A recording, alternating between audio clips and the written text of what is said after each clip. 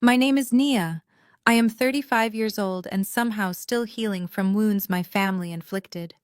As a successful software developer, I escaped their toxicity but maintained occasional contact. Last Sunday, they invited me to an upscale brunch to catch up. Between mimosas and avocado toast, my mother leaned forward smirking. You know, Charmaine, you are lucky we even include you. Pity goes a long way. I simply sipped my coffee and smiled. That night, I logged in, disabled every family credit account, and emailed my lawyer about selling the cabin. Before I continue this story, let me know where you are watching from in the comments below. Hit like and subscribe if you have ever had to stand up to family who underestimated your worth. Growing up in Fairfield, Connecticut meant privilege to outsiders. But inside our sprawling colonial home, emotional coldness permeated every corner. Our four-bedroom house, with its manicured lawn and heated swimming pool, was a fortress of expectations I could never quite meet.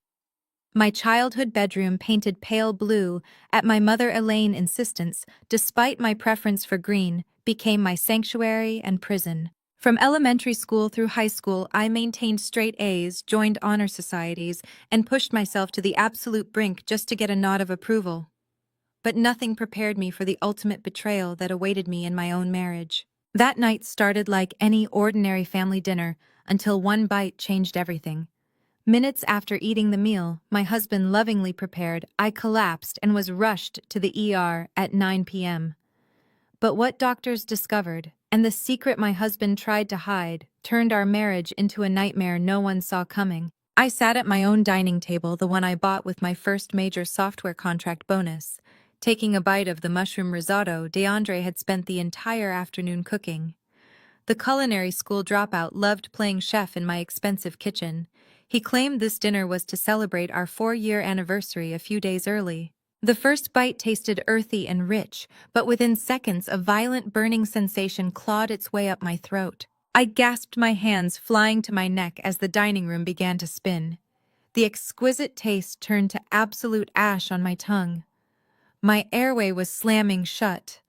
I fell forward, my chair scraping violently against the hardwood floor as I hit the ground.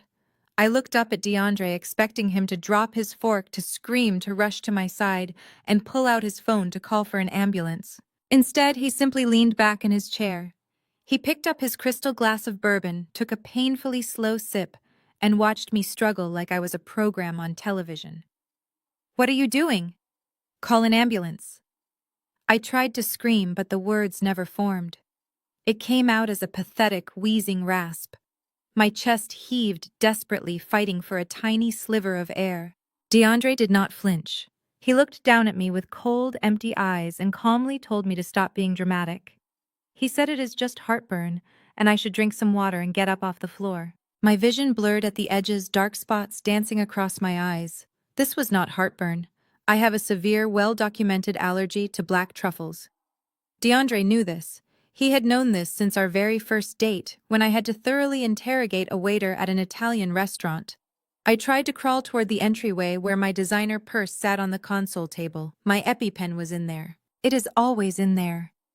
Every inch felt like a grueling marathon. My nails scratched against the floorboards. My lungs screamed and burned. Just as my trembling fingers brushed the leather strap of my bag, the front door swung open. It was Keisha, the younger sister of DeAndre. She walked in wearing a designer dress I had bought her for her birthday, carrying 3 shopping bags paid for with the supplementary credit card I foolishly gave her for emergencies. She stopped in her tracks, looked down at me writhing on the floor, and loudly sucked her teeth. "Lord, is she doing this again? Always ruining the vibe," Keisha complained loudly, stepping right over my thrashing legs to get to the kitchen. "I swear, DeAndre, your wife is so exhausting, always making everything about her." She opened the refrigerator, the bright light spilling across the kitchen floor, and popped open a can of sparkling water. Neither of them cared that I was turning blue. Neither of them made a move to help. In fact, they seemed completely relaxed. They were waiting for it. With the absolute last ounce of my fading strength, I blindly tapped the emergency SOS button on my Apple Watch. The faint metallic voice of an emergency dispatcher echoed from my wrist just as the darkness finally pulled me under. I woke up hours later to the harsh, blinding, sterile lights of the emergency room. The clock on the pale wall read 11:30 at night. A thick plastic oxygen tube was secured under my nose, and medical monitors beeped steadily, anchoring me to the reality that I was still alive. A doctor stood at the foot of my hospital bed holding a thick clipboard. Right next to him was DeAndre, putting on an absolute masterclass in acting. He was crying hysterically, his hands covering his face, playing the role of the devoted, terrified husband whose world was falling apart. "I just do not understand," DeAndre sobbed to the doctor, his shoulders shaking. "I bought cheap mushrooms from the farmer's market down the street. I swear to God I did not know. I would never ever hurt my wife because she is my everything." The doctor sighed heavily, looking down at the papers on his clipboard. He said the toxicology screen confirmed a massive anaphylactic shock triggered by a highly concentrated amount of black truffles. It was nearly fatal.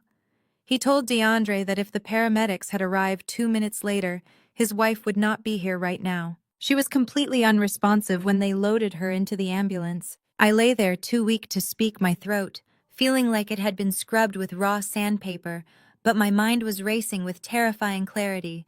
Cheap mushrooms, I thought to myself. We live in an upscale neighborhood in Atlanta.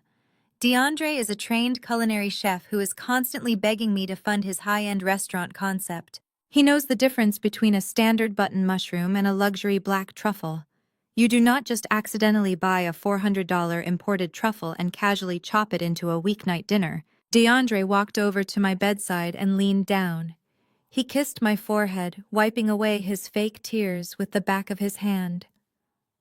"I am so glad you are okay, baby," he whispered softly, though his eyes remained completely devoid of warmth. "I need to go step out into the hallway and call my mother because she has been worried sick about you. I will be right back." The moment the heavy wooden door clicked shut behind him, my survival instincts kicked in. I forced myself to sit up, ignoring the dizziness washing over me. My eyes darted around the small room and landed on the clear plastic hospital belongings bag resting on the chair next to my bed. My purse was bundled inside it. I reached out, pulling the bag toward me with violently trembling hands. I ripped the plastic open and unzipped my purse. I dug frantically past my wallet, my keys, and my makeup bag until I felt the familiar hard plastic casing of my EpiPen. I pulled it out into the harsh hospital light. I wanted to see if maybe it had expired, wondering why I had not been able to save myself if I had managed to grab my bag right before passing out. I stared at the device in my hands, and the remaining color completely drained from my face.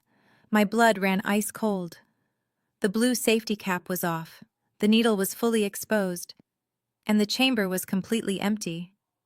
Someone had intentionally discharged my life-saving medication before the dinner even started.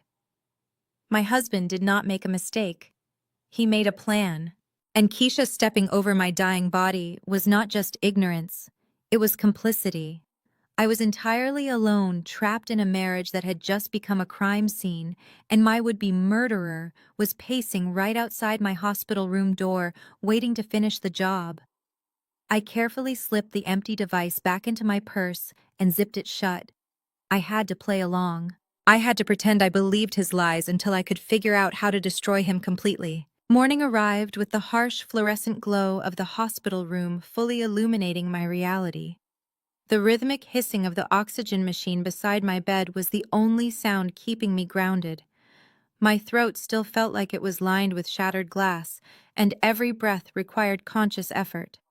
I lay there staring at the ceiling, mentally replaying the image of that empty EpiPen in my purse. I needed a plan. I needed time. But DeAndre was not going to give me either. At exactly 8 in the morning, the heavy wooden door to my room swung open. I expected a nurse coming to check my vitals, or perhaps the doctor with my discharge papers. Instead, DeAndre walked in, wearing a perfectly tailored navy suit, looking completely refreshed. He did not come alone. Trailing right behind him was his mother Shirley, carrying her signature oversized designer handbag and a deeply condescending expression. Behind them stood a short, balding man in a cheap gray suit clutching a thick leather briefcase. There were no flowers. There were no balloons. There was no desperate relief in my husband's eyes at seeing me awake and breathing. This was a business meeting and I was the target. DeAndre walked over to the side of my bed and gently placed a warm hand over mine.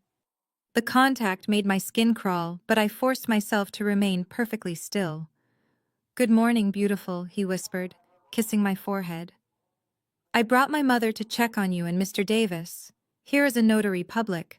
We have some important things to take care of, so you can just focus on resting." Shirley stepped forward, her heels clicking sharply against the linoleum floor.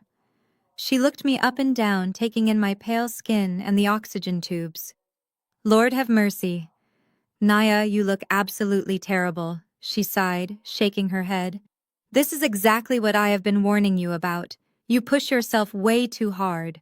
Running that massive tech company, dealing with all those developers and contracts, it is too much stress for a wife. You are going to work yourself into an early grave." I blinked slowly, keeping my voice a raspy whisper. "I had an allergic reaction, Shirley. I did not have a stress-induced heart attack." She waved her hand dismissively, her heavy gold bracelets clinking together. "It is all connected. Baby," she insisted, pulling a chair right up to my bed. "You modern black women always want to carry the weight of the entire world on your shoulders. You want to be the boss at work and the boss at home. But look where it got you. Lying in a hospital bed, almost dead. It is time for you to step back and let your husband be the man of the house. Let him lead the way God intended." DeAndre nodded solemnly, playing the role of the reluctant but dutiful protector. He reached into Mr. Davis' briefcase and pulled out a thick stack of stapled documents. He placed them on my tray table right next to my untouched breakfast. "I just want you to heal, Nia," DeAndre said, his voice dripping with fake concern. "The doctor said you need absolute peace and quiet. No emails, no phone calls, no business decisions. So I had my lawyer draft up a medical power of attorney and a temporary transfer of controlling rights for your company, just until you are back on your feet. Mr. Davis is here to notarize your signature, and then I will handle everything. You will not have to worry about a single payroll or vendor contract." I stared down at the documents. The bold black letters at the top of the page seemed to mock me. General power of attorney and full business transfer. It was not temporary. The wording was absolute. He wanted full legal authority to drain my business accounts, to make executive decisions, and to effectively steal the software empire I had built from the ground up before I even met him. This was his grand plan. Kill me with the truffle, or if I survived medically, incapacitate me long enough to rob me blind. My mind raced, but my face remained an unreadable mask. I slowly pushed the tray table a few inches away from my chest. "Thank you for worrying about me, DeAndre," I said, making sure my voice sounded appropriately weak. "But Marcus, my vice president of operations, already has full contingency protocols in place. I texted him from the ambulance before I passed out. The company is completely fine. I do not need to sign anything." The mask of the loving husband slipped for a fraction of a second. DeAndre's jaw clenched tightly. "Nia, do not be stubborn right now," he said, his tone dropping an octave. "Marcus is just an employee. I am your husband. I should be the one legally protecting our assets." Before I could respond, the hospital room door slammed open again. It was Keisha. She marched in holding a giant iced coffee, looking visibly annoyed that she had to be awake this early. She took one look at the unsigned papers on the tray table and rolled her eyes dramatically. "Are you seriously fighting him on this?" Keisha snapped, pointing a manicured finger at me. "You are unbelievable, Nia. You are literally hooked up to oxygen, and you are still trying to control every single thing. My brother has been up all night worrying about you and stepping up to the plate, and you are disrespecting his authority." "Keisha, please," DeAndre warned, raising a hand, but he did not actually stop her. "No. DeAndre, she needs to hear this." Keisha continued, raising her voice so loud that a passing nurse glanced into the room. "You are such a selfish wife, Nia. You always have to be the smartest person in the room. You always have to hold your money over our heads. DeAndre is trying to save your business while you are lying around playing the victim. Just sign the damn papers and stop acting like you are better than us." Shirley nodded in agreement, crossing her arms over her chest. "She is right, Nia. A real wife trusts her husband. If you truly loved my son, you would not hesitate to put your life in his hands. The sheer audacity of her statement almost made me laugh. I had put my life in his hands last night, and he used that opportunity to watch me suffocate on his dining room floor. The anger burning inside me was hotter than the allergic reaction, but I knew I could not explode. If I screamed, if I accused him without ironclad proof, they would just call me hysterical. They would tell the doctors I was suffering from paranoia due to the lack of oxygen. I had to play this perfectly. I looked at the notary, Mr. Davis, who was shifting uncomfortably on his feet, clearly unaware that he was participating in an attempted corporate hijacking. "I am sorry, Mr. Davis," I said politely, "but my vision is incredibly blurry right now from the medication. I cannot read these documents clearly, and my personal lawyer would have my head if I signed a legal contract blindly. We will have to do this another time." Mr. Davis nodded quickly, eager to escape the tense family dynamic. "Of course, ma'am, I completely understand. I can always come back when you are feeling better." DeAndre shot the notary a lethal glare but quickly smoothed his features into a tight, tense smile. "Thank you, Mr. Davis," DeAndre said tightly. "Please wait for me out by the nurse's station. Mom, Keisha, go get some coffee in the cafeteria. I need a moment alone with my wife," Shirley huffed, grabbing her designer bag. "Fine, but you better talk some sense into her, DeAndre." She turned to me. "Prey on your pride, Nia. It is an ugly trait." Keisha rolled her eyes again and followed her mother out the door, letting it shut heavily behind them. The moment the latch clicked, DeAndre's entire demeanor changed. The fake concern vanished completely. The charming husband I had married was completely gone, replaced by a desperate cornered animal. He walked over to the door and locked it. Then he moved back to my bed, leaning down so close to my face that I could smell the stale coffee and mint on his breath. He grabbed my forearm, his fingers digging painfully into my skin, right above my IV line. "Stop playing games with me, Nia," he whispered, his voice a vicious, venomous hiss. "You are going to call that notary back in here, and you are going to sign every single page of that document." I stared right back into his cold eyes, refusing to let him see my fear. "Let go of my arm, DeAndre," I said, my voice surprisingly steady. "I am not signing anything. My company is mine." He leaned in even closer, his nose almost touching mine.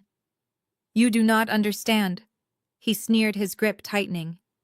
"You do not have a choice anymore." I frowned, genuinely confused for a split second. "What are you talking about?" DeAndre smiled, a dark, twisted expression that sent a genuine chill straight down my spine. "You think you are so smart," he whispered. "You think you control all the purse strings.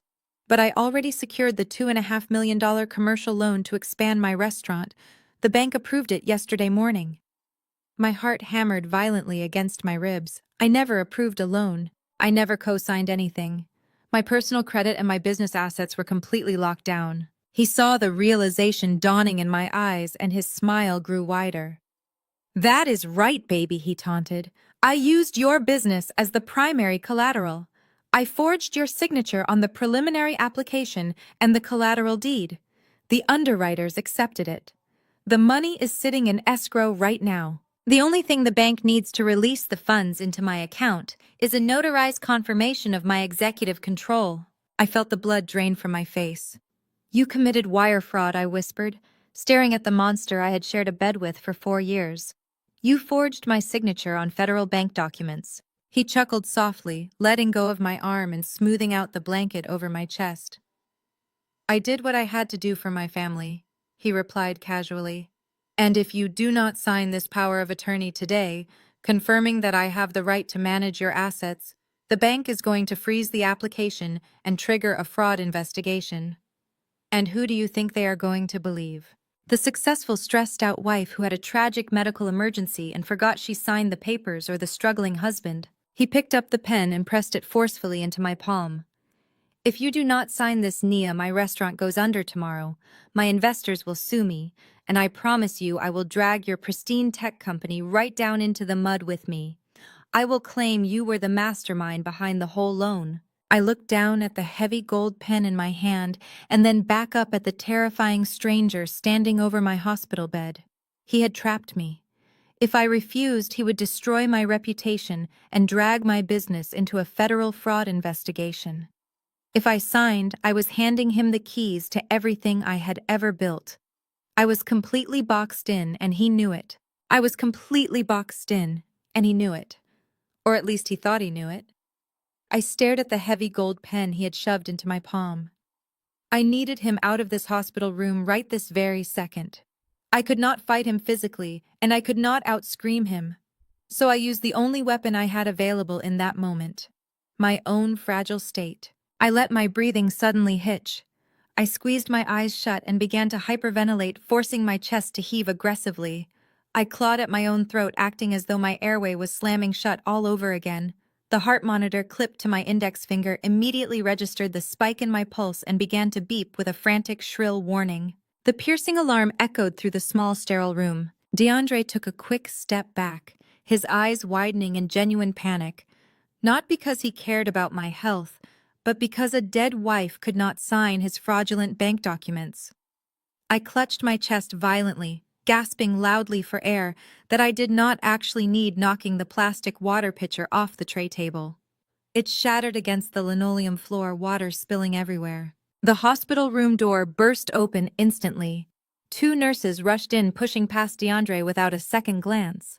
"Sir, you need to step outside right now. Her heart rate is dangerously high," one nurse demanded, expertly checking my oxygen lines. DeAndre tried to argue, holding up his ridiculous legal paperwork like a shield. "I just need her to sign this one thing," he pleaded, raising his voice over the blaring alarms. "She is fine. It is just a panic attack." The taller nurse turned around and shoved him squarely in the chest, forcing him out into the hallway. "She is in medical distress, and you are entirely in the way," the nurse snapped, pulling the heavy door shut in his face and locking it from the inside. "Take deep breaths, honey. You are completely safe now," the other nurse coaxed, gently rubbing my shoulder. I slowly let my breathing return to normal, offering them a weak, apologetic nod. I blamed the overwhelming anxiety of nearly dying the night before. They bought the performance completely. They administered a mild sedative to calm my nerves, but I faked swallowing it, tucking the tiny white pill deep into my cheek.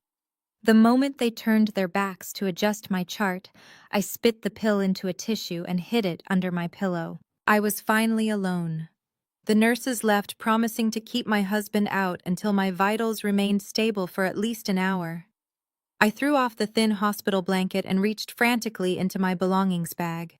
Alongside my empty EpiPen was my iPad Pro. DeAndre was a man who deeply appreciated the aesthetic of luxury, but he completely lacked the intellect to understand how modern technology actually worked. When I bought him his latest flagship smartphone for his birthday, I set it up myself using our shared family Apple ID. He never bothered to separate his cloud storage. He arrogantly believed that deleting a text message on his personal phone meant it vanished into thin air forever. He had absolutely no idea that those exact same deleted messages automatically synced and backed up directly to my tablet. I unlocked the screen and opened the messaging app. A massive flood of blue and gray bubbles populated the screen. I bypassed his mundane group chats with his friends and clicked on a recently deleted folder. There were dozens of recovered threads. I clicked on an unsaved number first. The messages I read sent a wave of absolute nausea through my stomach that had absolutely nothing to do with my allergic reaction. The sender was someone named Silas. "You are completely out of time," DeAndre, the message read. $2.5 million is due by Friday at noon. We do not care if you have to sell a kidney or if your wife has to liquidate her little software company and her beauty salons. If the money is not in escrow, we are taking the restaurant, and then we are coming for you." DeAndre had replied in a panic. "I told you it is handled, Silas. My wife is signing over the business assets today. The collateral is locked in with the bank. Just give me 48 hours and the funds will clear." I stared at the screen, my blood running ice cold. He was drowning in illicit debt. His high-end restaurant was a total failure, and he had borrowed millions from dangerous private lenders to keep up his facade of being a successful entrepreneur. I backed out of the conversation with Silas and clicked on a heavily active text thread with a woman saved in his contacts as vendor supply. But the messages exchanged were not about wholesale napkins or kitchen produce. They were accompanied by high-resolution ultrasound photos. "He is kicking so much today," the woman wrote, followed by a heart emoji. "I cannot wait for you to finally leave her. When are we getting our new house, baby?" DeAndre had replied late last night, right before he served me dinner. "Soon, beautiful. I am taking care of the main obstacle tonight. The insurance payout will clear all my debts and buy us that mansion in Buckhead. I just picked up the imported black truffle from the specialty market. $400 but worth every single penny. She trusts my cooking completely. Cooking. She will not even taste it hidden in the risotto." I dropped the iPad onto my lap, my hands shaking so violently I could barely breathe. It was premeditated murder. The massive restaurant debt, the fake vendor, who was actually his pregnant mistress, the forged federal bank loans. My husband tried to murder me in our own dining room for a life insurance payout to fund a brand new life with another woman, and to cover up his pathetic financial failures. I did not cry. The betrayal was too deep, too absolute for tears. Instead, a cold, calculated rage settled over my entire body. I immediately opened my secure encrypted messaging app and texted my best friend Tasha. She was a brilliant, ruthless corporate attorney I had met during our undergraduate years at Spelman College. We were sisters in every way that mattered. "Emergency," I typed furiously. "I need you to run a full covert asset check on DeAndre right now. He forged my signature on a commercial loan for $2.5 million. Tasha replied almost instantly. "What the hell, Nia? Are you okay? I thought you were in the hospital for an allergy attack." "It was not an attack," I texted back. "He poisoned me. He intentionally fed me black truffles." I just found his deleted text messages synced on my iPad. "He has a pregnant mistress and he owes loan sharks millions for that stupid failing restaurant." Tasha, text bubbles appeared and disappeared rapidly as she processed the sheer horror of my words. "I am going to kill him with my bare hands," she typed. "Nia, you paid his entire way through culinary school. You literally sold your first car to pay for his tuition at Le Cordon Bleu. You lived on ramen noodles in a tiny studio apartment coding your first software program on a mattress on the floor just so he could pretend to be some elite chef. He has never worked a single day for anything he has." "I know," I replied, my thumbs flying across the glass screen, "and now he is trying to steal every single thing I built to pay off his mess. He cornered me with a shady notary this morning. He wants me to sign a medical power of attorney and full business transfer rights, so he can access the bank funds." "Do not sign a single piece of paper," Tasha warned, her legal brain taking over completely. "I am logging into your business accounts right now to freeze any unauthorized transfers. I am setting up an emergency, blind, irrevocable trust. We are going to move every single asset you own, your tech company, your salons, your properties, out of the marital estate before he even realizes what hit him. He thinks he can outsmart a black woman who built an empire from absolutely nothing. He picked the wrong wife." I felt a massive surge of adrenaline cutting straight through my lingering physical weakness. I was not just a victim lying helpless in a hospital bed anymore. I was a survivor, and I was about to become his absolute worst nightmare. "How long will the trust take to set up and finalize?" I asked. "Give me 24 hours, Tasha replied. "Just keep playing the weak, dutiful, traumatized wife. Let him think he has the upper hand. Apologize to his awful mother, smile at his bratty sister Keisha, do whatever it takes to stall them until I get the paperwork filed with the state." Before I could type out a response to confirm our strategy, another message from Tasha popped up on the screen. The text was written in all capital letters, carrying a sense of urgency that made my heart stop completely. "Nia, do not eat or drink anything they bring you. I just checked your financial records. DeAndre increased your life insurance premium yesterday morning. He removed the suicide and accidental death clauses. If you die, he gets $10 million immediately." I stared at the glaring uppercase letters on my screen, feeling a physical weight pressed down on my chest. $10 million. That was the price tag my husband had placed on my life. I quickly deleted the messages from my screen and locked the iPad, shoving it deep into my bag. My hands were shaking so badly, I had to clench them into tight fists until my fingernails dug painfully into my palms. I could not let him see my terror. If DeAndre suspected for even a single second that I knew about the insurance policy or the mistress, he might not wait for another opportunity to poison me. He might just smother me with a hospital pillow right here and claim my heart simply gave out. The doctor cleared me for discharge the following afternoon. DeAndre wheeled me out of the hospital, sliding glass doors, playing the role of the attentive husband to absolute perfection for the nurses. He carefully helped me into the passenger seat of his leased Mercedes, a luxury vehicle I paid the monthly note for, and draped a soft cashmere blanket over my legs. During the silent 30-minute drive back to our sprawling Buckhead estate, I kept my eyes closed, resting my head against the cool leather window. I let my breathing remain shallow and erratic. Every time he glanced over at me, trying to gauge my condition, I made sure he saw a broken, terrified woman who had lost her fight. When we finally arrived home, the sheer size of our house felt suffocating. He tried to guide me toward our primary bedroom upstairs, his grip on my arm just a fraction too tight. I stopped at the foot of the sweeping staircase, leaning heavily against the wooden banister, and let out a pathetic coughing fit. "I cannot manage the stairs yet," DeAndre, I whispered weakly, leaning against the wall. Leaning. "My chest still hurts too much from the breathing tubes.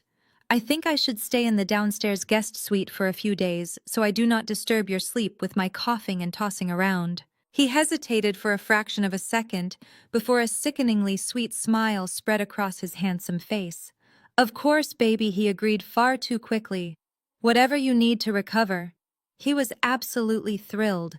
Having me isolated in the guest wing meant he could freely text his pregnant mistress and make his shady business calls upstairs without having to hide in the bathroom. It gave him the illusion of total control. But what he did not realize was that it gave me the exact geographical advantage I desperately needed. The downstairs guest suite had a private set of French doors that opened directly onto the back patio, hidden completely from the main living areas and the street view. At exactly 2 in the morning, long after I heard his heavy footsteps retreat to the master bedroom upstairs, I unlocked those French doors and slipped out into the humid Georgia night air. Tasha was already waiting in the shadows by the pool house holding a sleek black briefcase. She slipped inside, moving silently in her dark designer clothes. We did not turn on any overhead lights, relying only on the dim yellow glow of my small desk lamp. Tasha wasted absolutely no time. She spread thick stacks of densely typed legal documents across the guest room table. Her face was set in a mask of pure, lethal focus. "He really thought he could outsmart us," Tasha whispered, her eyes blazing with absolute fury. "I spent the last 12 hours drafting the tightest, irrevocable blind trust in the state of Georgia. As soon as your signature hits these lines, every single corporate share, real estate deed, and liquid asset in your name transfers instantly to a holding company managed solely by the trust. You will technically own nothing on paper, but you will control absolutely everything through the trust parameters." "What about the commercial loan he forged my signature on?" I asked, picking up the heavy gold fountain pen she offered me. Tasha smiled a sharp, predatory grin that reminded me why she was the most feared corporate litigator in Atlanta. "That is the absolute best part, Nia. By moving your business assets entirely out of your personal estate, before the bank finalizes the loan payout, you completely invalidate his primary collateral. When the underwriters do their final sweep on Monday morning, they will find absolutely nothing attached to his name or your shared marital estate. The loan will collapse immediately, and the private lenders will come to collect the secondary collateral." "Which is what exactly?" I asked, signing the first page with a steady hand. "Keisha signed as his guarantor," Tasha replied, sliding the next page toward me. "He used his sister's luxury condo to back the illicit loan. When this blows up, she loses her home." I paused for a split second, remembering how Keisha had stepped over my dying body just to grab a sparkling water, complaining that I was ruining the vibe. I pressed the pen back down and signed the remaining documents without a single shred of hesitation. By 3 in the morning, it was officially done. My entire empire was legally shielded. Tasha packed the paperwork back into her briefcase, giving my hand a tight, reassuring squeeze before disappearing back into the night. I was no longer a victim waiting for the next blow. I was a loaded gun waiting for the perfect moment to fire. The next morning, I shuffled into the kitchen wearing oversized sweatpants and a messy bun, making sure I looked utterly defeated.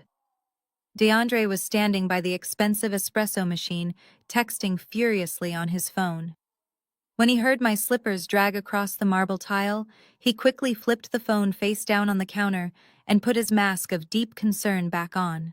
"Morning, baby," he said softly, pouring me a cup of hot chamomile tea. "You look a little better today." I took the mug, holding it tightly with both hands, and forced a single tear to slip down my cheek. I looked down at the floor, letting my voice tremble just enough to sound genuine. "I am so sorry, DeAndre," I said softly. He blinked clearly, caught off guard by my sudden apology. Sorry for what he asked, cautiously stepping closer. For how I acted in this hospital, I lied, my voice breaking perfectly. "I was just so scared and disoriented from the oxygen deprivation. I know you were just trying to protect the business and keep our family afloat. You have been carrying so much weight and trying to be the man of the house, and I was horrible to you in front of your mother." His posture relaxed immediately. His ego was so massive it easily swallowed the bait whole. He stepped closer, wrapping his arms around my shoulders, holding me against his chest.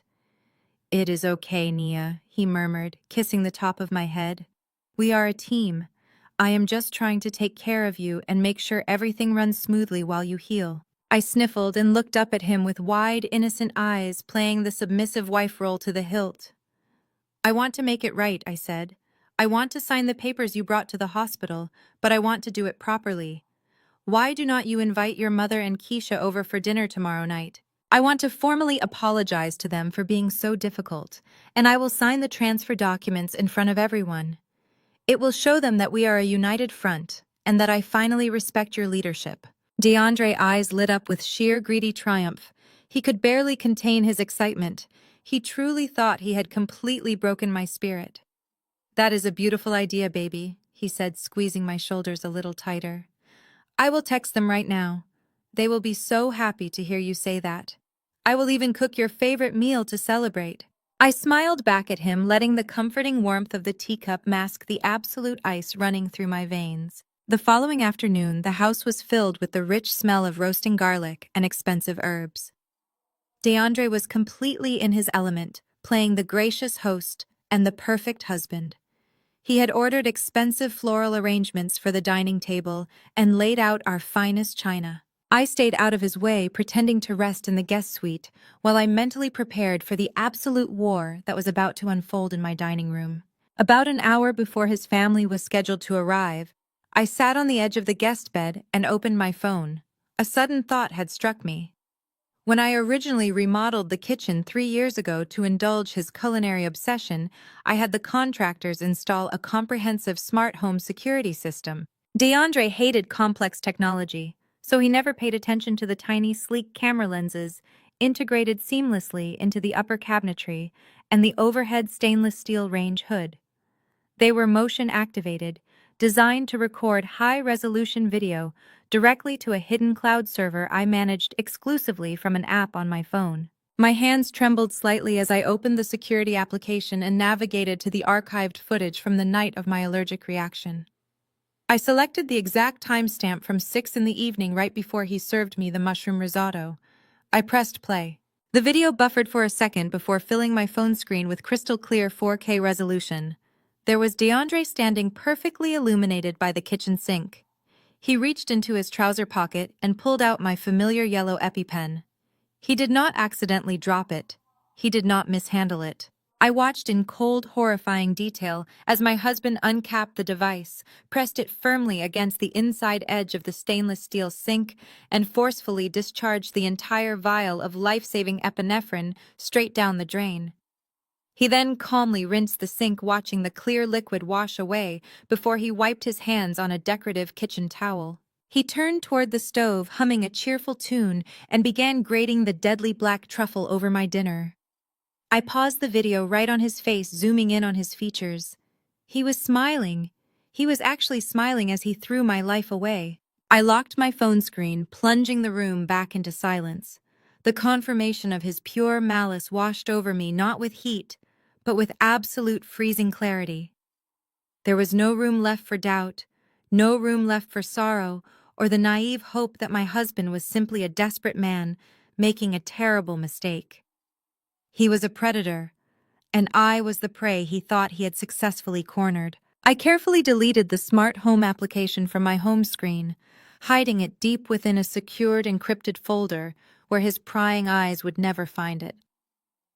I stood up from the edge of the guest bed, smoothed down the fabric of my oversized sweatpants, and walked over to the vanity mirror. I looked at my reflection. I applied a thin layer of pale concealer under my eyes to enhance the dark circles and the illusion of total exhaustion. I needed to look like a woman who was entirely defeated, a woman who was ready to surrender everything just to find some peace. The sharp melodic chime of the front doorbell echoed loudly through the massive estate. I heard DeAndre rushing down the hardwood hallway, his footsteps light and eager like a child on Christmas morning. The heavy mahogany front door swung open, and the loud, unmistakable voices of his mother and sister immediately filled the grand foyer. They walked into my home as if they had just purchased the entire property. Shirley was wearing a bright yellow tailored pantsuit, her heavy floral perfume preceding her like a toxic cloud. Keisha trailed right behind her, wearing a tight sequined designer dress I was absolutely certain she had bought using the emergency supplementary credit card I had yet to officially cancel. They did not ask how I was feeling. They did not bring flowers or a simple get-well card. They did not even bring a cheap bottle of wine. They brought nothing but their towering, suffocating entitlement. Keisha walked straight past the formal living room and headed directly for my custom glass-enclosed wine cellar. I stood quietly at the edge of the shadowed hallway, watching as she bypassed the standard table wines and reached straight for a bottle of vintage Cabernet Sauvignon that I had personally purchased in Napa Valley for my 5-year business anniversary. It was a $600 bottle. She popped the cork with zero hesitation, pouring massive brimming glasses for herself and her mother. DeAndre stood by the kitchen island, beaming with sheer pride, as he watched his family consume my hard-earned wealth, acting as the gracious provider of things he did not actually own. When I finally stepped fully into the warm light of the kitchen, they stopped talking. Shirley looked me up and down, taking a long, slow sip of the expensive red wine. "Well, look who decided to join the land of the living," Shirley said, her tone dripping with intense condescension. "You still look terribly washed out, Naya, but at least you managed to get out of that bed. I suppose that is a start for you." I forced a meek, trembling smile, keeping my head lowered slightly to play the part. "Thank you for coming, Shirley," I said, my voice deliberately soft and breathy. "I really appreciate you both being here tonight. I know I was difficult at the hospital." Keisha rolled her eyes, taking a huge gulp of the Cabernet, leaving a dark red stain on the rim of the crystal glass. "Yeah, well, DeAndre said you finally came to your senses," she muttered, wiping her mouth with the back of her manicured hand. "It is about time you realized who wears the pants in this marriage. You cannot just run a household like you run those little software developer meetings, Nia." DeAndre clapped his hands together loudly, cutting the tension with a bright fake smile. "All right, ladies, let us keep the energy positive," he announced, playing the peacemaker. "I am going to pull the garlic herb roast out of the oven. Mom, why do not you come taste the sauce and tell me if it needs more salt?" Shirley eagerly followed him deeper into the kitchen to supervise, leaving Keisha and me entirely alone in the long hallway. I turned to walk toward the formal dining room, pretending I needed to arrange the linen napkins, but Keisha quickly stepped right in front of me, physically blocking my path. She leaned in close, the harsh smell of alcohol and cheap lip gloss overwhelming my senses. "You know, Nia, I really have to hand it to you," Keisha sneered, her voice low and venomous. "I never in a million years thought you would actually submit to him. I thought you would fight him tooth and nail to keep your independent boss babe routine going. But I guess almost dying on the floor really puts things into perspective, right? You finally learned your place." I looked at her, keeping my facial expression completely blank.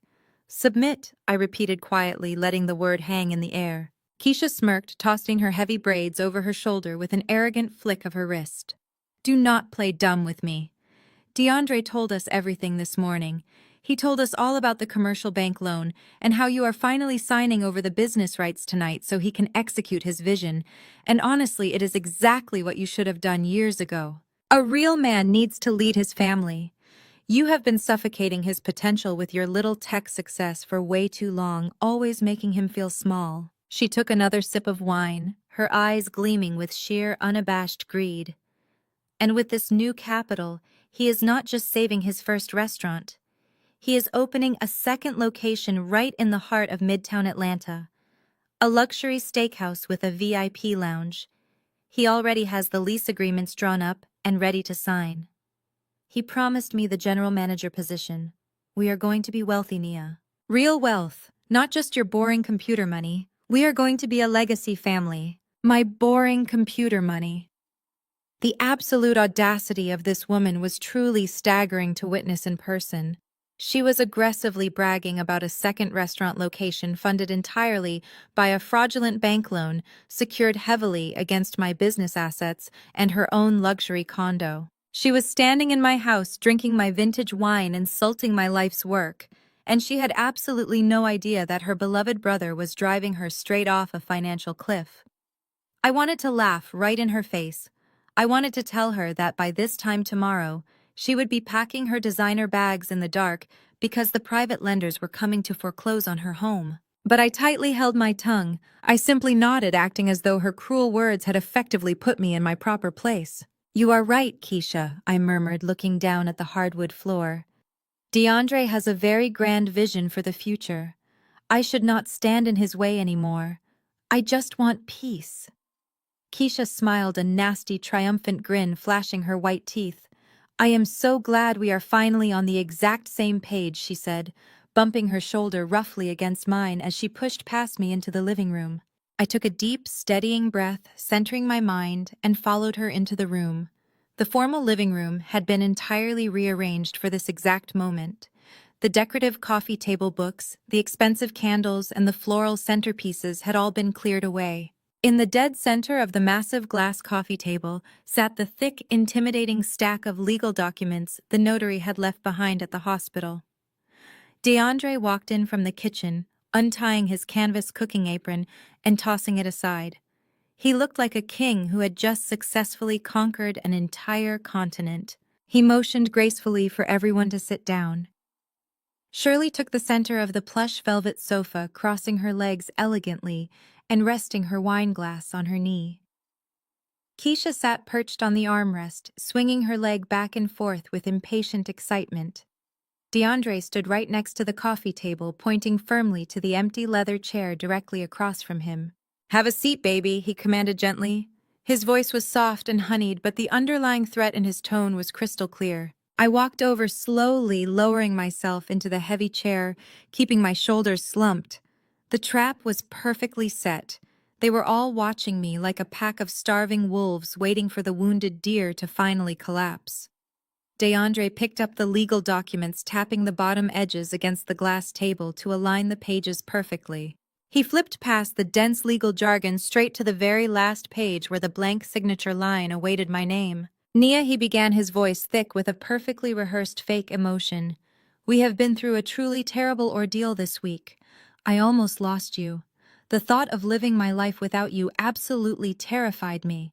And it made me realize that we have not been operating as a true partnership. I have let you carry way too much of the financial burden for this family. But that ends tonight. By signing these papers, you are allowing me to step up and be the provider and the protector I was always meant to be. You are protecting our future. You are protecting our legacy." He reached into the inside pocket of his tailored suit jacket and pulled out a heavy gold fountain pen. He stepped forward, holding it out to me. His eyes locked onto mine, practically daring me to cause a scene in front of his mother. His lips curled into that exact same smug, victorious smile I had watched him wear on the hidden camera footage while he washed my life down the kitchen sink. "For the family, right, babe?" he asked smoothly, pushing the pen closer to my hand. The living room was completely dead silent. Shirley was watching me with hawk-like intensity, waiting for me to surrender my crown. Keisha was smirking, taking another arrogant sip of my expensive wine. I looked down at the heavy gold pen resting in his outstretched hand. I reached out and took it, my fingers deliberately brushing against his warm skin. I looked down at the legal documents that were meticulously drafted to strip me of everything I had ever bled for. Then I looked up at my deeply critical mother-in-law. I looked at Keisha with her greedy, expectant eyes. And finally, I looked directly into my husband's eyes. The frightened, broken, submissive wife completely vanished from my face. I straightened my spine, pressing my shoulders back against the leather chair. I let a slow, wide, entirely genuine smile spread across my face. Absolutely, I said, my voice ringing with crystal clear, unwavering authority. But before I sign away my life's work, I think we should watch a quick family video. I reached into the deep pocket of my oversized sweatpants and pulled out the sleek black remote control for the massive 85-inch television mounted above the marble fireplace. Before anyone could process my words, I pressed the power button. The screen immediately illuminated the dimly lit living room, casting a harsh, bright blue glow across their confused faces. DeAndre frowned, the heavy gold pen still suspended in the air between us. "What are you doing, Nia?"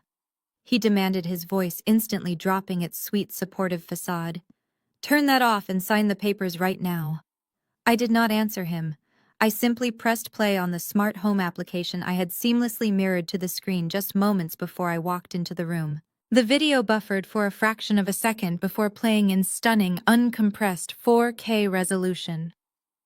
The audio kicked in loud and perfectly clear thanks to the premium surround sound speakers installed in the ceiling. There was DeAndre on the screen, standing in our kitchen less than 48 hours ago. The room watched in absolute dead silence as the digital version of my husband casually pulled the yellow EpiPen from his trouser pocket.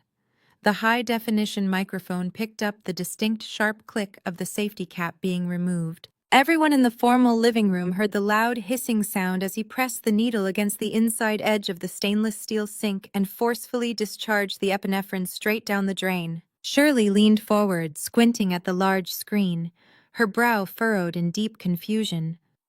"What on earth is he doing?" she whispered, tightly clutching her wineglass. "Why is he emptying your medicine?" Then the video showed DeAndre picking up his cell phone from the counter.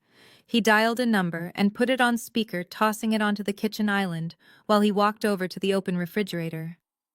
"Hey, baby," a woman's voice echoed loudly through the living room speakers. It was his vendor supply contact.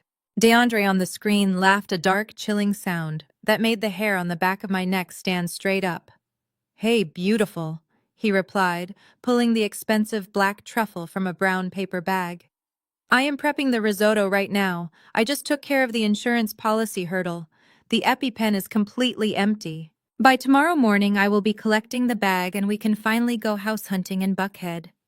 "I love you too," he said smoothly before hanging up the call. The video continued mercilessly. The screen showed him meticulously grating the deadly fungus into the hot pan, whistling a cheerful, upbeat tune while he knowingly prepared a lethal dose for his wife. He even tasted the simmering sauce, licking the wooden spoon with a highly satisfied grin. He looked directly at the hidden camera lens for a split second, completely unaware of its existence, adjusting his collar before scooping the poisoned food onto my favorite dinner plate. The atmosphere in the formal living room shattered into a million jagged pieces. The arrogant smugness completely vanished from Keisha, face replaced instantly by sheer unadulterated horror. She slowly lowered her wineglass, her jaw dropping open in a silent scream. She looked back and forth between the television and her brother, her eyes wide with terror as she realized she had stepped over my dying body while he casually watched me choke to death. Shirley let out a strangled, suffocating gasp. The crystal goblet slipped from her trembling fingers and shattered violently against the expensive hardwood floor, sending dark red wine splattering across the pristine white rug like fresh pools of blood. "My baby," she stammered, pointing a shaking manicured finger at the screen, her heavy gold bracelets rattling. "My boy, what did you do? What is this?" DeAndre stood completely frozen, his eyes wide with wild, animalistic panic. He looked at the television, then at me, his brain clearly struggling to comprehend how I had obtained the damning footage. He had been so incredibly arrogant, so focused on his grand master plan, that he had completely forgotten about the advanced security system he had personally demanded I install to protect his expensive, imported espresso machines. "Stop it!" he yelled, his voice cracking with sudden violent desperation. "Shut it off!" He lunged across the glass coffee table, knocking over the expensive floral centerpiece and scattering the meticulously prepared legal documents everywhere. He scrambled toward the stone fireplace, grabbing the thick black power cord connecting the television to the wall outlet. With a guttural, animalistic roar, he yanked it as hard as he physically could. The thick cord snapped with a loud pop, the massive screen went instantly black, and the surround sound abruptly cut off, leaving the room in a heavy, suffocating silence. He stood there, his chest heaving violently, clutching the torn electrical cord in his fists like a weapon. He was breathing heavily, his perfectly tailored suit jacket wrinkled, his flawless, charming facade entirely destroyed. But it was far too late. The absolute truth was already out bare and incredibly ugly in the exact center of the room. I remained perfectly still in my leather chair, crossing my legs and resting my hands in my lap. "You missed a spot cleaning the sink," I noted calmly, my voice steady and cold. For a brief moment I thought he might drop to his knees and beg for mercy. I thought he might cry and claim temporary insanity or stress. But a true narcissist never apologizes when they are finally caught in the light. They simply attack. The sheer panic in his eyes instantly morphed into pure, unhinged, violent rage. The veins in his neck bulged against his collar. He threw the broken cord to the floor and took a highly threatening step toward me. "You owe me this!" he screamed, his voice echoing harshly off the high vaulted ceilings. "You completely emasculated me, Nia. Every single day of our marriage, you paraded your massive success right in my face. You bought this giant house. You bought the luxury cars. You funded my culinary school just so you could hold it over my head and constantly remind me that I was absolutely nothing without your tech money. Do you have any idea what it feels like to be a man trying to build an empire while his wife treats him like a pathetic charity case?" He paced back and forth, kicking the scattered legal documents across the floor, acting like a wounded victim instead of an attempted murderer. "You never respected me," he continued, his voice dripping with venom. "You never let me lead this family. You made me look weak to my friends and my investors. You always had the final say because you held the checkbook. So yes, I found someone who actually respects me as a man. I found a woman who looks up to me and is giving me the son you never wanted to have because you were too busy coding your stupid software to be a real wife. I deserve that $10 million life insurance money. I earned every single penny of it for putting up with your condescending attitude for 4 miserable years." Shirley was weeping loudly into her hands, rocking back and forth on the velvet sofa, entirely unable to process the monster she had raised. Keisha remained entirely mute, paralyzed by the sudden violent shift in her brother's demeanor. She shrank back into the cushions, terrified of the man standing in front of her. DeAndre stopped pacing and pointed a shaking finger right at my face. He laughed, a bitter, unhinged sound that echoed terribly in the large room. "But you know what, Nia, it does not even matter. You think you won because you have a little hidden video clip. You think you can just kick me out to the curb and keep all your precious money while I go to jail. You forgot one tiny critical detail." He stepped closer to my chair, leaning down with a cruel, twisted expression of triumph. "Even without your signature on these transfer papers, I am already a co-owner of this estate. I am your legal husband. I already leveraged this joint home and Keisha luxury condo to secure the massive restaurant money from the private lenders. The funds are clearing on Monday morning. So go ahead and call the police. Send me to prison. I have already drained the equity out of absolutely everything we own. You will be paying off my massive debt for the rest of your miserable life." He stood up straight, smiling with cruel, twisted satisfaction, believing he had delivered the ultimate checkmate. "I am taking you down with me." I did not flinch. I did not cry. I did not even blink. I simply looked past his shoulder toward the grand foyer. Right on absolute cue, the heavy front door swung open with a resounding, commanding thud. The sharp, rhythmic clicking of expensive designer heels echoed down the hardwood hallway. Tasha walked into the formal living room, stepping gracefully over the spilled red wine and shattered crystal glass. She was wearing a flawless crimson-red power suit that screamed pure authority. Under her arm, she carried a thick red leather folder.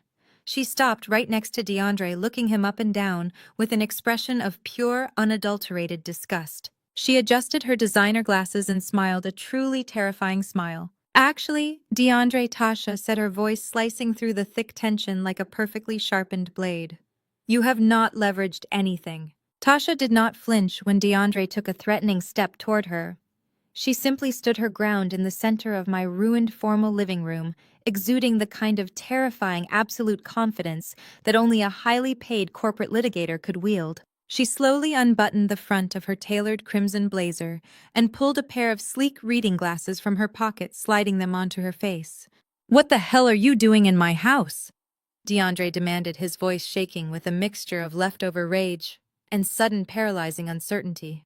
"Get out before I call the police for trespassing." Tasha laughed. It was a cold, sharp sound that completely lacked humor. "You are in absolutely no position to call the authorities, DeAndre," she replied smoothly, opening the thick red leather folder she carried under her arm. "And for the record, this is not your house anymore. It has not been your house for exactly 48 hours. DeAndre scoffed, crossing his arms over his chest, trying to regain his dominant posture. "You are completely bluffing. I am on the deed. I am her legal husband. Everything she owns is marital property, and I already used it to secure my restaurant loan. You cannot just magically erase my name from the estate." "You really thought you were the smartest person in the room," Tasha said, shaking her head with an expression of pure pity.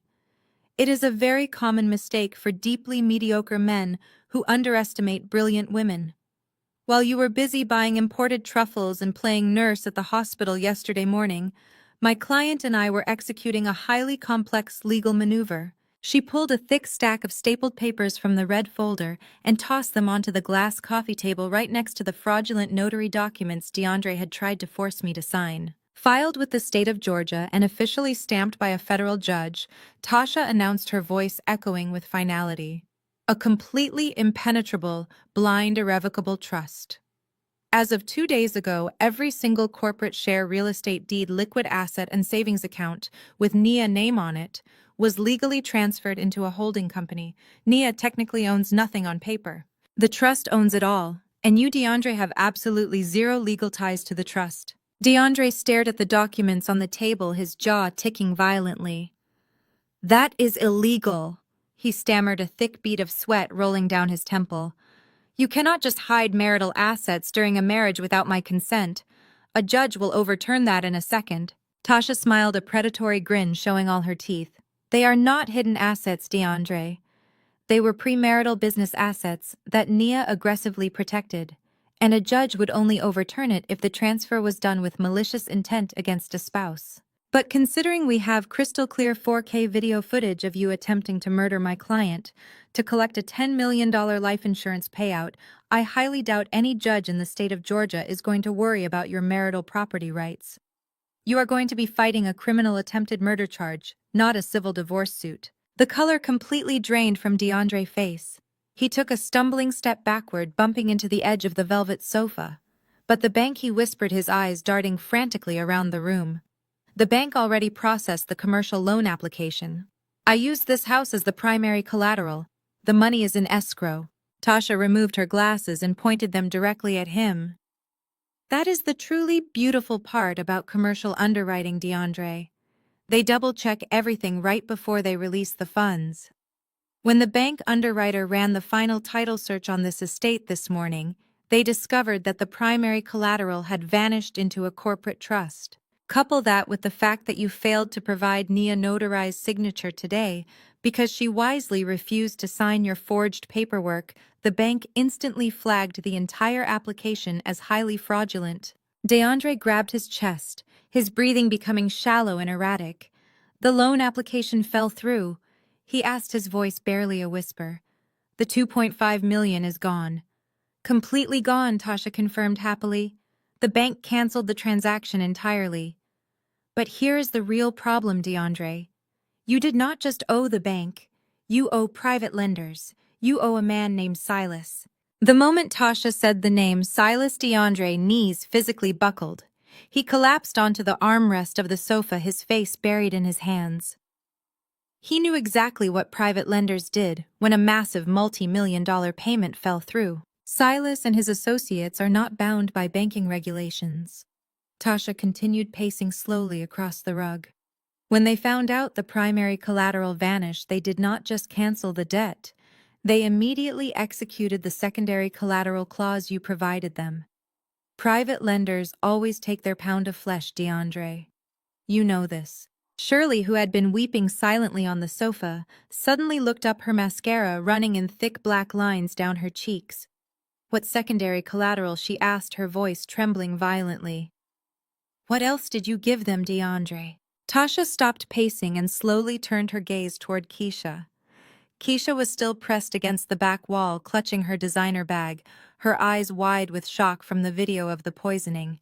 She had been completely silent, watching her brother criminal empire crumble. Tasha looked at Keisha with a mixture of disgust and dark satisfaction. You really love bragging about your luxury condo in Buckhead, do you not, Keisha? The one with the floor-to-ceiling windows and the rooftop pool? Keisha swallowed hard, her hands shaking. Leave my apartment out of this, she snapped weakly, trying to maintain her usual arrogant attitude. My apartment has absolutely nothing to do with his restaurant business. Actually, it has everything to do with it, Tasha replied, taking a single piece of paper from her red folder and holding it up in the air. You have terrible credit, Keisha. You have not held a steady job in 3 years. When you bought that condo, your brother had to co-sign the mortgage to get you approved. His name is legally attached to your deed. Keisha shook her head rapidly, stepping away from the wall. No, she said, her voice rising in pitch. He just co-signed. That does not mean he owns it. He promised me he would take his name off the paperwork once my credit score improved. Well, he lied, Tasha stated bluntly. Because his name was still on the deed, he used your luxury condo as the secondary collateral to secure the loan from Silas and his loan shark associates. But a co-signer signature is not enough for secondary collateral. He needed the primary resident to agree. Tasha walked across the room and shoved the piece of paper directly into Keisha's trembling hands. Read it, Tasha commanded. Keisha looked down at the document. Her eyes scanned the bold text and the heavy black ink at the bottom of the page. It was a collateral forfeiture agreement. At the very bottom, right next to DeAndre's signature, was her own name. I did not sign this, Keisha whispered, tears instantly welling in her eyes. I swear I never saw this paper in my entire life. I would never put my home up for his failing restaurant. We know you did not sign it, Tasha said, her voice turning completely icy. DeAndre forged your signature, Keisha. Just like he forged Nia's signature on the bank documents. He gambled your entire home to pay off his illicit debts because he was so confident he was going to successfully murder his wife and use her life insurance money to quietly pay the loan sharks back before you ever found out. Keisha let out a raw, agonizing gasp. She looked at the forged signature on the page and then looked at her brother, who was still sitting on the armrest, refusing to make eye contact with her. Because the bank loan fell through today, Silas and his associates triggered this exact document, Tasha explained, showing absolutely no mercy. The debt defaulted at 5:00 this evening.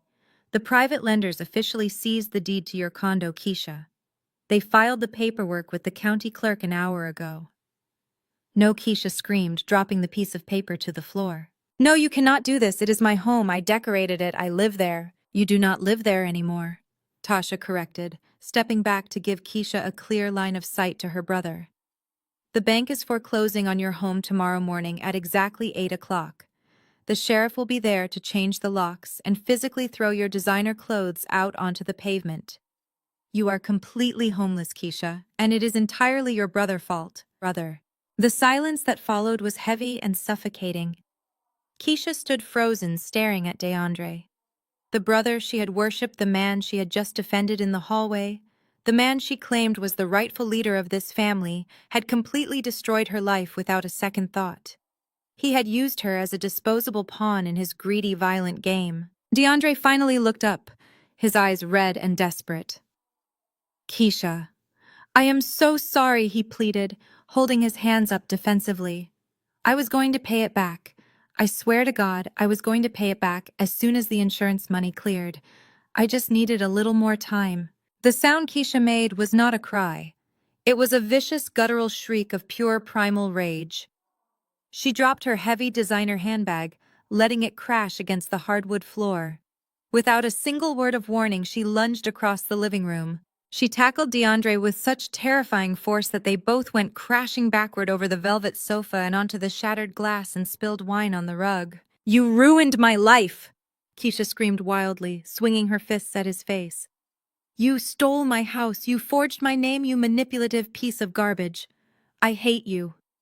She grabbed the collar of his expensive tailored shirt and ripped it violently, hearing the fabric tear and the buttons scatter across the floor. She slapped him across the face, her manicured nails leaving deep, bloody scratches down his cheek. DeAndre tried to push her off, but he was too weak and too panicked to fight back effectively. "Stop it!" Shirley shrieked, jumping up from the sofa. "Get off him, Keisha! You are hurting him!" Shirley threw herself into the violent tangle of limbs, desperately trying to pull her daughter off her golden boy son. Keisha shoved her mother backward with brutal force, knocking Shirley onto her hands and knees in the puddle of wine. "Do not touch me," Keisha roared, her eyes wild and unhinged. "He stole everything from me and you are still defending him. You are both dead to me." I sat perfectly still in my leather chair, crossing my legs and watching the physical destruction of the family that had tried to destroy me. They were tearing each other apart right in the middle of my living room, their toxic loyalty completely shattered by their own overwhelming greed. Tasha walked over and stood right next to my chair, looking down at the chaotic, bloody mess on the floor. She pulled her cell phone from her blazer pocket, her thumb hovering over the screen. "Are we ready for the grand finale?" Tasha asked me quietly. I looked at my husband, bleeding and cowering on the floor beneath his screaming sister. I smiled. "Make the call." Tasha tapped a single button on her phone screen, holding the device to her ear for barely 3 seconds. "It is done," she said quietly, before sliding the phone back into her crimson blazer pocket. She stood beside my leather chair, her arms crossed perfectly over her chest, watching the absolute physical and emotional carnage unfold on my living room floor. Shirley finally found her footing, slipping slightly on the spilled vintage Cabernet Sauvignon that now soaked the expensive white rug. Her designer pantsuit was ruined, her heavy makeup was smeared across her face, and her perfectly styled hair was disheveled.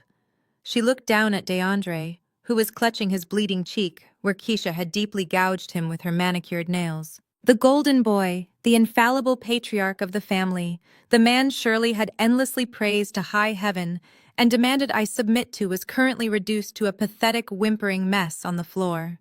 Shirley's chest heaved violently as the reality of the situation fully crushed her. All her archaic speeches about submitting to a husband, leadership about letting a man control the finances and make the executive decisions, completely evaporated in the face of her own daughter impending homelessness. She marched right up to DeAndre, her heels crunching over the shattered crystal glass. He looked up at her, his eyes wide and begging for his mother to step in and save him, like she always did when he made mistakes as a child. He expected her to coddle him. Instead, Shirley raised her right hand and slapped him so hard, the sharp, violent crack echoed loudly over the ringing silence of the room. It was not a gentle, motherly correction. It was a vicious, full-bodied strike that snapped his head entirely to the side and left a bright red handprint across his jaw. "You stupid, arrogant boy!" Shirley hissed, her voice shaking with an unprecedented, visceral fury I had never heard from her before. "You stole from your own flesh and blood. You gambled your sister's shelter to fund a restaurant you do not even know how to run. You used our family name to pay off street thugs and loan sharks. You are an absolute disgrace to your father's memory." Keisha was sobbing hysterically on the velvet sofa, burying her face deep in her hands, mourning the immediate loss of her luxury lifestyle, her penthouse views, and her pristine credit score. DeAndre slowly pushed himself up from the floor, entirely ignoring his weeping mother.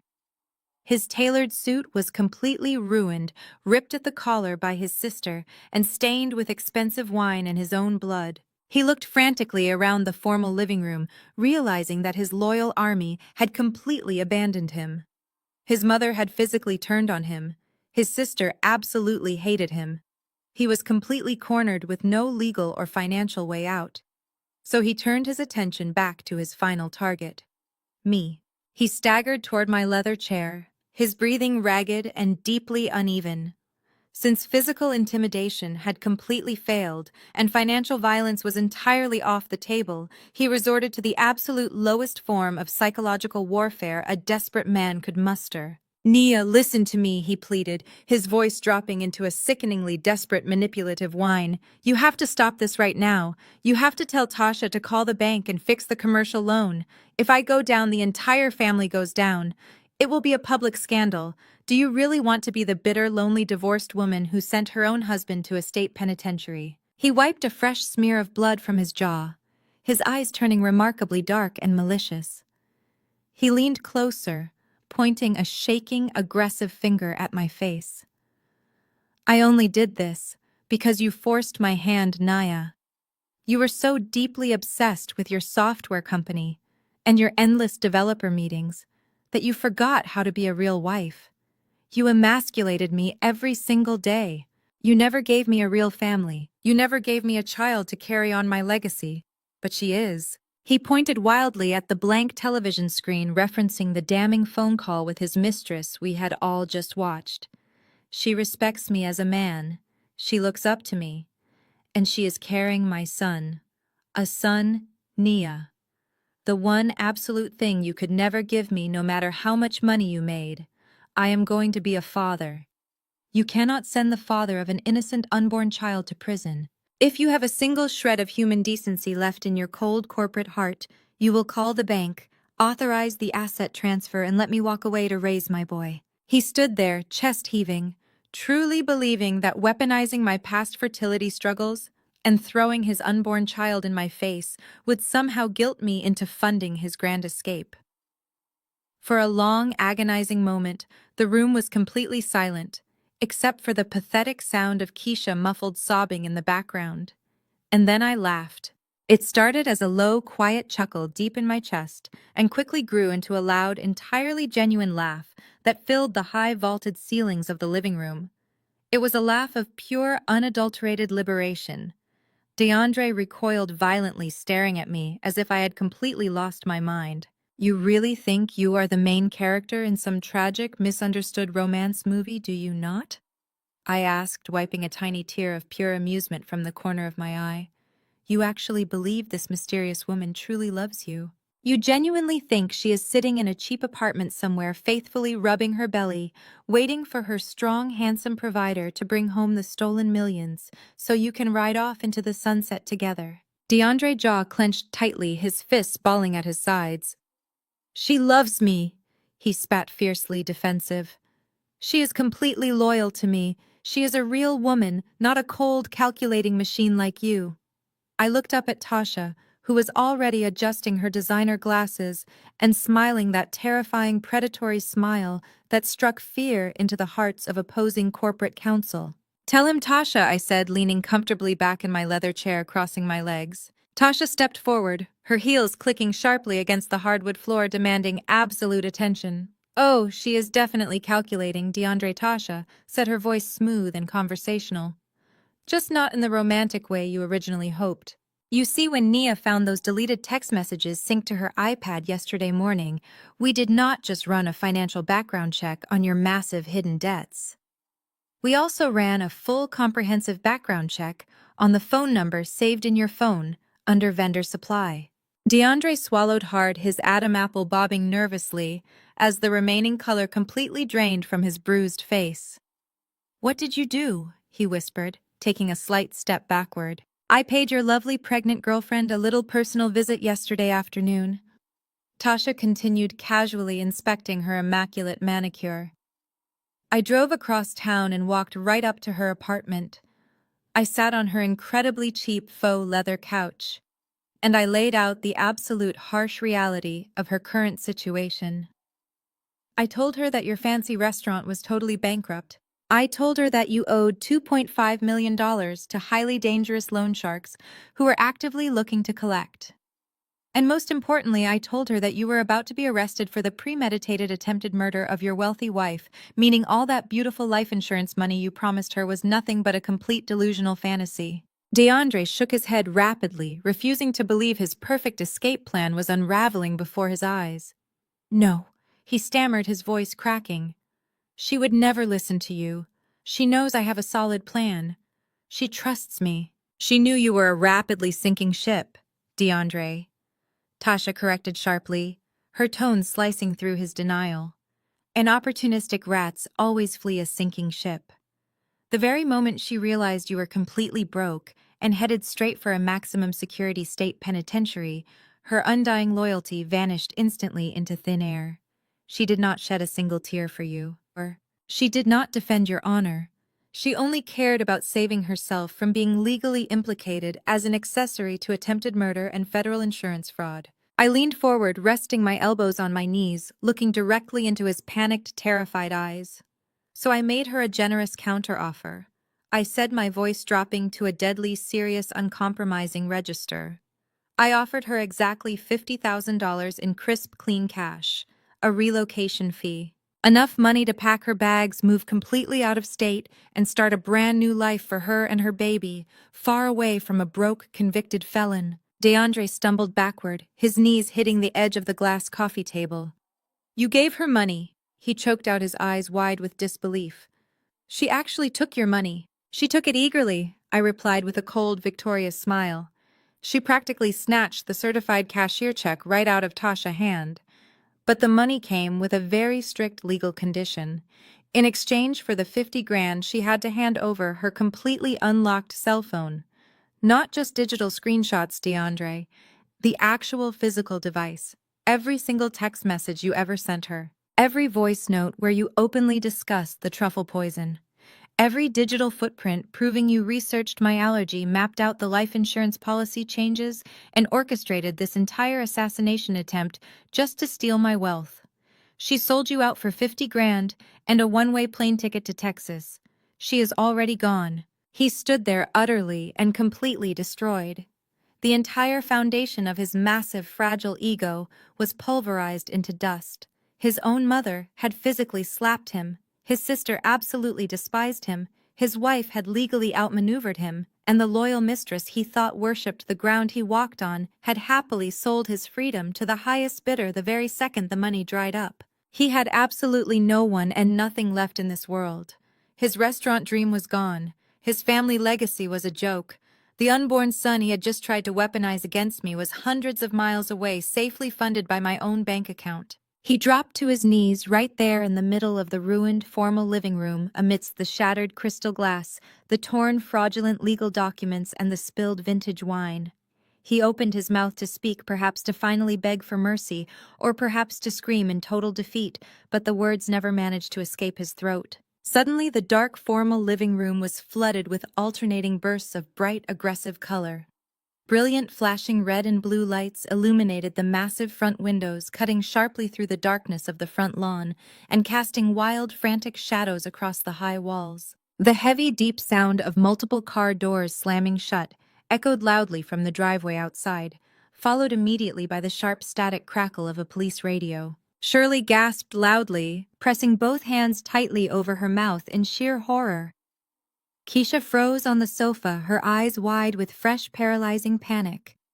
DeAndre remained perfectly still, on his knees, staring blankly at the flashing lights painting the walls around him, finally realizing that the phone call Tasha had made just minutes ago was not a bluff to the bank. It was a direct line to the local authorities. I calmly reached over to the small marble side table sitting next to my leather chair. I picked up my crystal glass of sparkling water and took a long, refreshing sip, letting the cold liquid soothe my still healing throat. I looked down at the pathetic, broken man who had tried to end my life for a payout. "Oh, look," I said, my voice perfectly steady and light. "Your ride is here." The heavy oak front door did not just open, it was practically breached. Half a dozen Atlanta Police Department officers poured into the grand foyer of my estate. Their heavy tactical boots trampled mercilessly over the delicate Persian rugs, bringing the harsh reality of the outside world straight into my meticulously decorated home. The flashing red and blue lights from their cruisers outside threw wild, chaotic shadows against the high vaulted ceiling. For a brief second, the sheer, overwhelming presence of law enforcement brought a stunning, absolute silence to the room. Even Keisha stopped her hysterical sobbing, pressing her back flat against the velvet sofa in pure shock. "Which one of you is DeAndre?" The lead detective demanded, his voice a booming baritone that left absolutely no room for negotiation. His hand rested casually but deliberately on his utility belt. No one had to point. DeAndre was still kneeling on the floor amidst the shattered crystal glass and spilled vintage wine, looking exactly like the guilty cornered criminal he was. Two uniformed officers immediately flanked him, grabbing him roughly by the shoulders and hauling him aggressively to his feet. DeAndre did not fight back. The arrogant, charming restaurateur who had confidently plotted my murder just 2 days ago was completely gone, replaced by a trembling, pathetic coward. He let out a weak, whimpering sound as the officers violently twisted his arms behind his back. The sharp metallic click of the heavy steel handcuffs snapping tightly around his wrists echoed through the formal living room like a final, definitive gunshot. "DeAndre, you have the right to remain silent," the lead detective recited loudly, pulling a laminated card from his vest. "You are being placed under arrest for premeditated attempted murder, felony insurance fraud, and aggravated forgery. Anything you say can and will be used against you in a court of law." "I am innocent!" DeAndre cried out, his voice cracking into a high-pitched wail as the officers began to physically drag him toward the grand foyer. "Nia, tell them I am innocent. Tell them it was an accident." I did not move a single muscle. I stood up from my leather chair and walked slowly toward the entryway, watching him struggle against the grip of the officers. I followed them out onto the expansive front porch, stepping into the cool, humid Georgia night air. The scene on my front lawn was nothing short of a cinematic spectacle. At least 4 police cruisers were parked diagonally across my perfectly manicured driveway, their light bars completely illuminating the upscale Buckhead neighborhood. In a community where reputation and pristine public image meant absolutely everything, DeAndre was being completely destroyed. Every single one of my wealthy neighbors was standing outside. Mr. and Mrs. Harrington from across the street were standing on their lawn in their expensive silk robes, staring in sheer disbelief. The president of our neighborhood homeowners association was standing on his driveway with his phone out, openly recording the entire humiliating ordeal. DeAndre carefully crafted facade as the elite, successful black entrepreneur was dead and buried. He was being paraded across the grass in a torn, bloody suit, crying hysterically for his mother, while the entire neighborhood watched his absolute downfall.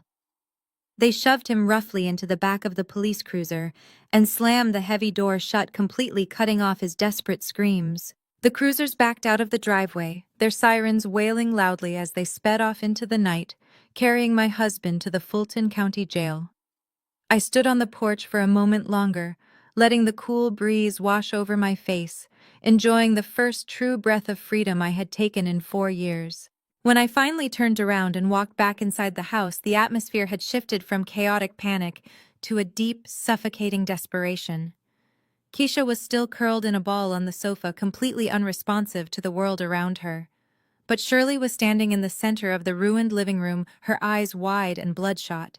As soon as I crossed the threshold, Shirley completely abandoned whatever tiny shred of pride she had left. The woman who had spent the entire week insulting my career, mocking my independence, and demanding that I blindly submit to her son, suddenly threw herself forward and collapsed heavily onto her knees, right at my feet.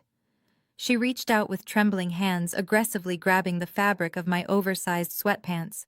"Nia, please," she begged, her voice a ragged, agonizing sob. "You have to help him, Nia. You have to call your bank right now. You have millions of dollars. It is just pocket change to you. You can easily pay his bail tonight. You can hire the absolute best defense attorney in Atlanta to make these awful charges go away." I looked down at her hands gripping my clothes and felt an overwhelming wave of pure, unadulterated disgust. "Let go of me, Shirley," I commanded, my voice dropping to a dangerous, icy whisper. She did not let go. Instead, she gripped the fabric even tighter, looking up at me with tears streaming down her ruined face. "He is your husband before God." "Nia," she cried out, attempting to weaponize religion when all her other manipulations had completely failed. "You stood at the altar, and you took a sacred vow, for better or for worse. You cannot just abandon the man you married. God commands us to forgive. He made a terrible mistake, but he is still your family." I reached down and forcibly peeled her manicured fingers off my pants, taking a deliberate step backward to put distance between us. My vows did not include being intentionally poisoned over a plate of mushroom risotto, Shirley, I replied, staring down at her pathetic kneeling form.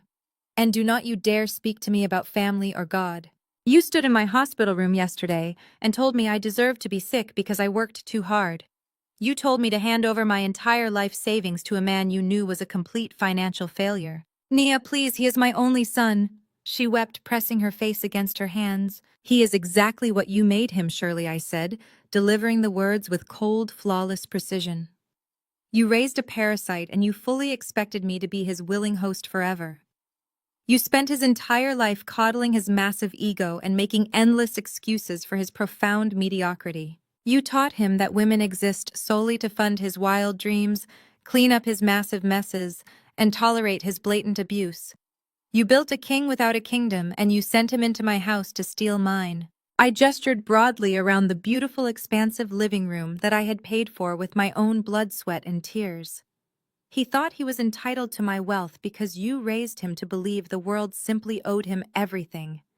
And now he is going to a federal penitentiary where his entitlement means absolutely nothing. He is going to spend the next 20 years locked in a concrete box, and it is entirely your fault for never teaching him how to be a real man. Shirley gasped, clutching her chest as if my words had physically struck her. You are a cold, heartless monster, she hissed, her sorrow instantly morphing back into bitter, toxic hatred. You planned this. You wanted to destroy him. I did not destroy him, Shirley. His own insatiable greed destroyed him, just like it is going to destroy you. I turned my head and looked at Tasha, who was leaning casually against the archway of the kitchen, watching the entire exchange with a look of deep, professional satisfaction. Tasha, I called out, keeping my eyes locked firmly on Shirley. Tell her about the townhouse in Smyrna. Shirley froze. The bitter hatred on her face flickered instantly, returning to a state of deep, terrified confusion. What about my townhouse? She asked, her voice shaking. Tasha smiled, stepping fully into the living room and opening her red leather folder once again. She pulled out a crisp, white document adorned with an official county seal. You love bragging to all your church friends about your beautiful 3-bedroom townhouse, do you not? Shirley? Tasha asked, her tone dripping with intense sarcasm. You love telling everyone how your highly successful son bought it for you 3 years ago to make sure his mother was always comfortable. Shirley swallowed hard, refusing to break eye contact with the legal document in Tasha's hand. DeAndre did buy it for me, she insisted weakly. He paid the down payment. DeAndre did not have a single dime. 3 years ago, Tasha corrected sharply. He was dead broke, working as a line cook and begging Nia to fund his first restaurant. Nia bought that townhouse, Shirley. She used a private corporate LLC to purchase the property in cash, so your massive ego would not be bruised by the fact that your daughter-in-law was officially supporting you. DeAndre simply took the credit. Shirley's mouth opened and closed silently, like a fish out of water. She looked back and forth between me and Tasha, completely unable to process the magnitude of the lie she had been living. The LLC that legally owns the property you currently reside in is entirely controlled by Nia's newly formed irrevocable trust. Tasha continued, taking a pen from her pocket and signing the bottom of the document with a swift, aggressive flourish. And as the legal administrator of that trust, I have been officially instructed to terminate your month-to-month tenancy. Tasha dropped the formal eviction notice right onto the floor directly in front of Shirley, kneeling knees. You have exactly 30 days to pack up your belongings and vacate the premises, Tasha stated coldly. If you are not completely moved out by the 1st of next month, I will personally have the county sheriff drag you and your furniture out onto the front lawn just like they did to your son tonight. Shirley let out a devastating, hollow wail, collapsing forward until her forehead rested against the hardwood floor. In the span of a single hour, her entire royal family had been completely decimated. Her son was facing decades in prison. Her daughter was losing her luxury condo to dangerous loan sharks. And she was being legally evicted from the only stable home she had left. They had tried to strip me down to the bone, and instead they had entirely devoured themselves. Get out of my house, I said, my voice echoing with absolute finality. Both of you, right now. Tasha did not give them a moment to argue. She walked over, grabbed Shirley firmly by the upper arm, and hauled her to her feet. She then marched over to the sofa and pulled a completely catatonic Keisha up by her ruined designer dress. Tasha practically dragged the two weeping broken women out of the formal living room, down the long hallway, and shoved them forcefully out the front door. The heavy mahogany door slammed shut, and the loud, distinct click of the deadbolt sliding into place echoed through the quiet house. The overwhelming silence that followed was heavy but incredibly peaceful. I stood in the middle of the room looking at the scattered documents, the broken television cord, and the massive dark red wine stain soaking into the white rug. It was a terrible mess, but it was finally my mess alone. Tasha walked back into the living room, running a hand over her perfectly styled hair. She let out a long, heavy sigh of relief. Well, she said, a genuine smile finally breaking across her face. That was officially the most satisfying legal consultation I have ever conducted in my entire career. I laughed softly, walking over to the side table to pick up my glass of water. Thank you, Tasha, for absolutely everything. I owe you my life. Before Tasha could respond, a sharp vibrating sound interrupted the quiet moment. Tasha reached into her blazer pocket and pulled out her cell phone. She looked down at the illuminated screen, and her smile instantly vanished completely, replaced by a look of tight, intense focus. She looked up at me, her eyes dark and serious. "It is an encrypted, restricted number," she said, her voice dropping to a low, cautious whisper. "But the area code matches the one I traced during the background check on his debts." She held the ringing phone out toward me. The bright screen illuminated the space between us. "It is Silas," Tasha said. "The private lender. He is calling." Tasha placed her cell phone down on the center of the glass coffee table and tapped the speaker icon. The line clicked sharply, and a deep, gravelly voice echoed through the quiet, ruined living room. "DeAndre, you are completely out of time," Silas stated, his tone flat and utterly devoid of mercy. "I do not care what federal bank you claim you are waiting on. Your deadline passed an hour ago. The secondary collateral on the luxury condo has already been executed, but it does not cover the massive interest you owe me. I want the rest of my money by midnight, or I am taking the restaurant property entirely and sending my associates to handle you personally." I leaned forward in my leather chair, resting my elbows on my knees. "DeAndre is not available right now, Silas," I said, my voice perfectly calm and steady. "He is currently sitting in the back of a police cruiser on his way to the Fulton County Jail for premeditated attempted murder. He is completely bankrupt, and he is never getting out." There was a long, heavy pause on the other end of the line. The sound of a lighter flicking and a sharp inhale of smoke filtered through the speaker. "Who exactly is this?" Silas asked, the underlying threat in his voice shifting into cautious curiosity. "This is Nia," I replied. "I am the wealthy wife he tried to murder to pay off the massive debt he owes you, and sitting right next to me is my corporate attorney who just legally blocked his fraudulent bank loan and ensured you will never see a single dime of marital money from him." Another pause. Silas let out a low, dark chuckle. "Well, Nia, I have to say I appreciate a woman who handles her business, but your husband being a complete idiot does not magically erase the paper I hold.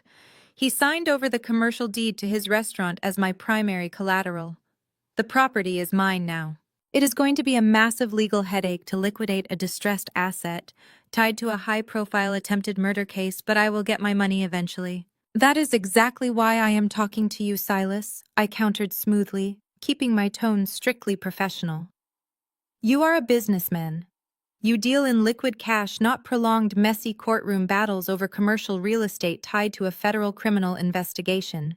If you try to take possession of that restaurant, the district attorney will freeze the property as evidence of his financial motive for murder. It will be tied up in litigation for the next 5 years. You will be holding on to completely dead weight." "What is your play here?" Nia, Silas asked, his voice dropping an octave, realizing I was not just calling to gloat. "I want to buy the paper," I stated firmly. "I will purchase his entire commercial restaurant debt from you right now. I will pay you exactly 20 cents on the dollar in clean, untraceable corporate funds transferred immediately from my private holding company. You walk away tonight with guaranteed cash in hand and absolutely zero legal liability. In exchange, you digitally transfer the deed and the entire debt portfolio to my name.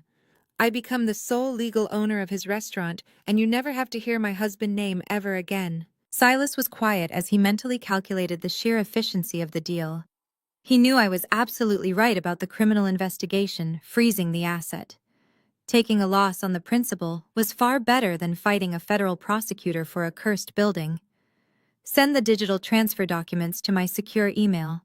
Silas finally agreed, his tone reflecting a begrudging respect. "Once the wire transfer hits my offshore account, the restaurant belongs to you, Nia. Do whatever you want with it." Tasha smiled fiercely, tapping the screen to end the call. She immediately opened her laptop and began drafting the expedited transfer agreement. By midnight, the wire transfer had successfully cleared. For a fraction of the cost, I had just legally purchased the absolute center of my husband's massive ego. The restaurant he loved more than he ever loved me was now entirely my personal property. The next 48 hours were a chaotic, beautiful blur of absolute eradication. When the sun rose the following morning, I did not stay in bed crying. I hired a team of elite commercial locksmiths to descend upon my Buckhead estate. Every single door, every gate, and every security code was completely changed and upgraded. I erased his biometric access from the smart home system, effectively turning the property into an impenetrable fortress. Once the house was secured, I drove my luxury SUV directly to my flagship beauty salon in Midtown Atlanta. For the past 2 years, Keisha had been drawing a highly inflated salary from my company payroll under the completely fabricated title of brand ambassador. She rarely showed up to work, and when she did, she spent the entire day taking selfies in the VIP lounge and bossing my hardworking stylists around. When I walked through the double-glass doors of the salon, the entire staff fell silent. Keisha was sitting in a plush leather styling chair, sipping an iced coffee and complaining loudly to a junior assistant about how her brother was being unfairly framed. She looked up and froze when she saw me striding across the marble floor. "Nia," she stammered, her usual arrogance completely replaced by sheer panic. "I can explain everything. I did not know what he was doing. I swear. The sheriff came to my condo this morning. They changed the locks. I have absolutely nowhere to go. You have to let me stay here and keep my job. I need the paycheck, Nia, please." I stopped right in front of her chair, looking down at her perfectly manicured nails and her expensive designer clothes. "You do not work here, Keisha," I said, my voice carrying clearly across the quiet salon. "You never truly worked here. You were a highly paid charity case because I felt sorry for your complete lack of ambition. But my charity ends today." I turned to the two massive private security guards I had hired that morning, who were standing by the front desk. "Escort her off the premises," I instructed coldly. "If she ever steps foot within 500 feet of this building again, call the police and have her arrested for criminal trespassing." Keisha began to sob hysterically, dropping her iced coffee as the security guard stepped forward and grabbed her by the arms. She screamed my name, begging for forgiveness as they physically dragged her out the front doors and deposited her onto the busy Atlanta sidewalk. I felt absolutely nothing. No guilt, no pity, no sorrow. I simply turned to my salon manager, ordered a fresh round of coffee for the staff, and went straight back to work. Later that afternoon, I returned to my quiet, secured house to finish the cleansing process. I walked upstairs to the massive custom master closet. DeAndre was a man obsessed with appearances. His side of the closet was filled with rows of custom Italian suits, imported silk ties, hundreds of pairs of designer shoes, and velvet boxes holding expensive watches I had foolishly purchased for him over the years. I went down to the garage and brought up a massive roll of heavy-duty black contractor trash bags. I did not fold his clothes. I did not carefully pack them into neat cardboard boxes for storage. I grabbed his thousands of dollars worth of Tom Ford and Gucci suits right off their velvet hangers and shoved them violently into the thick black plastic bags. I threw his expensive leather loafers and his imported colognes in right on top, hearing the glass bottles shatter inside the bags, releasing a suffocating cloud of expensive fragrance. It was deeply physically exhausting work, but I had never felt more incredibly energized in my entire life. I dragged 8 heavy black trash bags down the sweeping hardwood staircase across the grand foyer and straight out the front door. I dumped them unceremoniously onto the absolute edge of the curb, right next to the city garbage cans. Let the neighborhood watch. Let the sanitation workers take it all to the local landfill where it belonged. I was completely erasing his physical existence from my sanctuary. That evening, I poured myself a single glass of expensive red wine and sat out on my back patio, watching the sunset over the heated pool. The house was finally peaceful. The air felt incredibly light. Suddenly, the secure landline inside the kitchen began to ring. I walked inside and looked at the caller identification screen. It was an automated message from the Fulton County Correctional Facility. I pressed the accept button and put the phone on speaker, resting my hands on the marble kitchen island. "This is a collect call from an inmate," the automated female voice announced. "DeAndre, do you accept the charges?" I smiled, taking a slow sip of my wine. "Yes, I accept," I replied clearly. The line clicked, and the heavy, chaotic background noise of the county jail filtered through the speaker. DeAndre's voice came through the line, sounding incredibly rough, exhausted, but desperately trying to maintain a facade of intimidating control. "You think you won, Nia?" he sneered, his voice dripping with pure toxic hatred.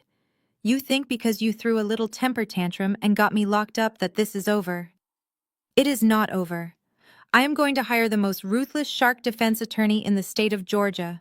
I am going to drag your precious pristine name right through the mud in open court." I let him rant, listening to his pathetic delusions of grandeur. And when I beat this ridiculous charge, he continued, raising his voice over the sounds of other inmates shouting in the background, "I am serving you with divorce papers. And since we are legally married, I am taking exactly half of everything. Half your software company, half your beauty salons, and half of that massive house. You are going to be writing me alimony checks for the rest of your miserable life." I took another calm sip of my wine, letting the silence stretch out just long enough to make him incredibly uncomfortable. "Are you quite finished, DeAndre?" I finally asked, my tone conversational and completely unbothered. "Because you seem to be operating under a few massive legal misconceptions. First, you are not hiring a shark attorney.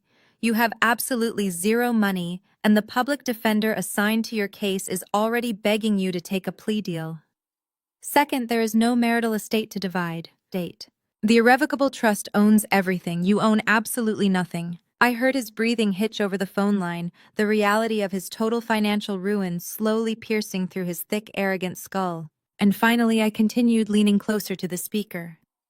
"You are facing a mandatory minimum of 20 years in a federal penitentiary for the premeditated attempted murder of your spouse. In the state of Georgia, a felony conviction of that magnitude grants me the legal right to file for an immediate at-fault unilateral divorce. I do not need your signature, DeAndre. I do not need your permission. The judge will grant the divorce, and you will officially be a convicted felon with no wife, no money, and no family." "You cannot do this to me," he yelled, his voice cracking with sudden, terrifying panic. "Nia, you cannot leave me in here. I am your husband. You stopped being my husband the second you poured that poison onto my plate," I whispered, my voice turning to absolute ice. "Oh, and DeAndre, there is one last thing you should probably know before your designated phone time runs out." What he choked out, his breathing rapid and panicked. "I bought your debt from Silas last night," I told him, delivering the final crushing blow with absolute flawless precision. "I bought the commercial paper for 20 cents on the dollar. I am the sole legal owner of your precious restaurant property now. And you will be thrilled to know that I already hired a demolition crew. I am bulldozing your pathetic culinary dream to the ground on Monday morning to build the parking lot for my brand new flagship luxury spa." "Nia, no," he screamed, his voice breaking into a truly guttural, agonizing wail of pure devastation. "Nia, please do not touch my restaurant. Please." I reached out and pressed the red button, completely cutting off his desperate, agonizing screams. The kitchen fell back into beautiful, perfect silence. I picked up my glass of wine, walked back out to the patio, and watched the stars finally begin to shine. 6 months passed in the blink of an eye. The quiet peace of that evening on my patio felt like a distant memory as I walked through the heavy mahogany doors of the Fulton County Courthouse. The air inside the courtroom was thick and heavily air-conditioned, carrying the distinct, sterile smell of floor wax and old paper. The trial of the state of Georgia versus DeAndre had officially begun, and the media gallery was completely packed. DeAndre sat at the defense table looking absolutely nothing like the arrogant, charming man I had married. Without my bank accounts to fund his luxury lifestyle, he had aged a decade in 6 months. His state-appointed public defender was a tired-looking man who tried his absolute best to spin a narrative of a tragic misunderstanding. During the opening statements, the defense attorney paced in front of the jury box, pointing a finger in my direction. He painted a picture of me as a bitter, vengeful, wealthy woman. He claimed I was a ruthless corporate tech mogul who actively tried to crush her struggling black entrepreneur husband. He told the jury that DeAndre was simply overwhelmed by financial pressure, and that the black truffle was an honest culinary mistake, blown entirely out of proportion by a wife looking for an excuse to steal his business and lock him away. It was a pathetic, desperate defense strategy meant to prey on the jury emotions. But I was not there to play an emotional game. When the district attorney called me to the witness stand, I did not wear dark colors to look like a mourning victim. I wore a perfectly tailored cream-colored suit. I walked up to the stand, placed my hand on the Bible, and swore to tell the truth. When I sat down, I looked directly at the 12 men and women in the jury box. I did not cry. I did not dab my eyes with a tissue or tremble. I relied entirely on absolute, undeniable facts. The district attorney guided me through the timeline of our marriage, but I controlled the narrative. I eloquently broke down the severe financial abuse. I did not just tell them DeAndre was bad with money. I showed them the bank statements. I walked the jury through the exact timeline of his restaurant, failing the massive amounts of illicit debt he accrued with Silas and the forged commercial loan documents. I explained the mechanics of the life insurance policy he had altered just 24 hours before he served me dinner. I made the complex financial motives incredibly easy for every single juror to understand. Then the district attorney introduced Exhibit A.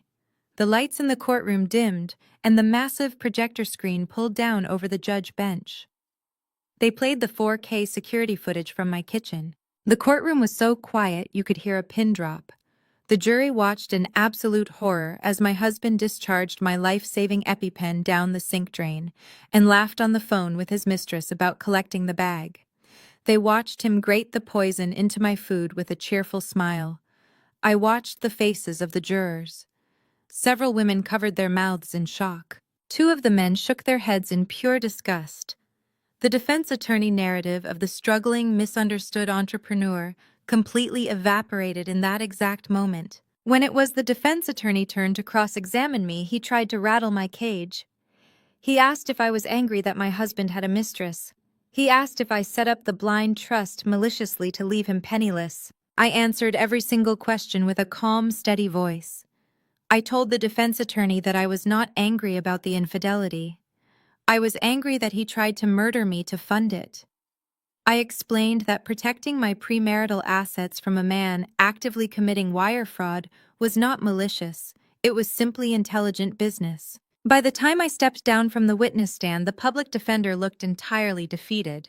But the absolute climax of the trial came on the 3rd day when DeAndre insisted on taking the stand in his own defense.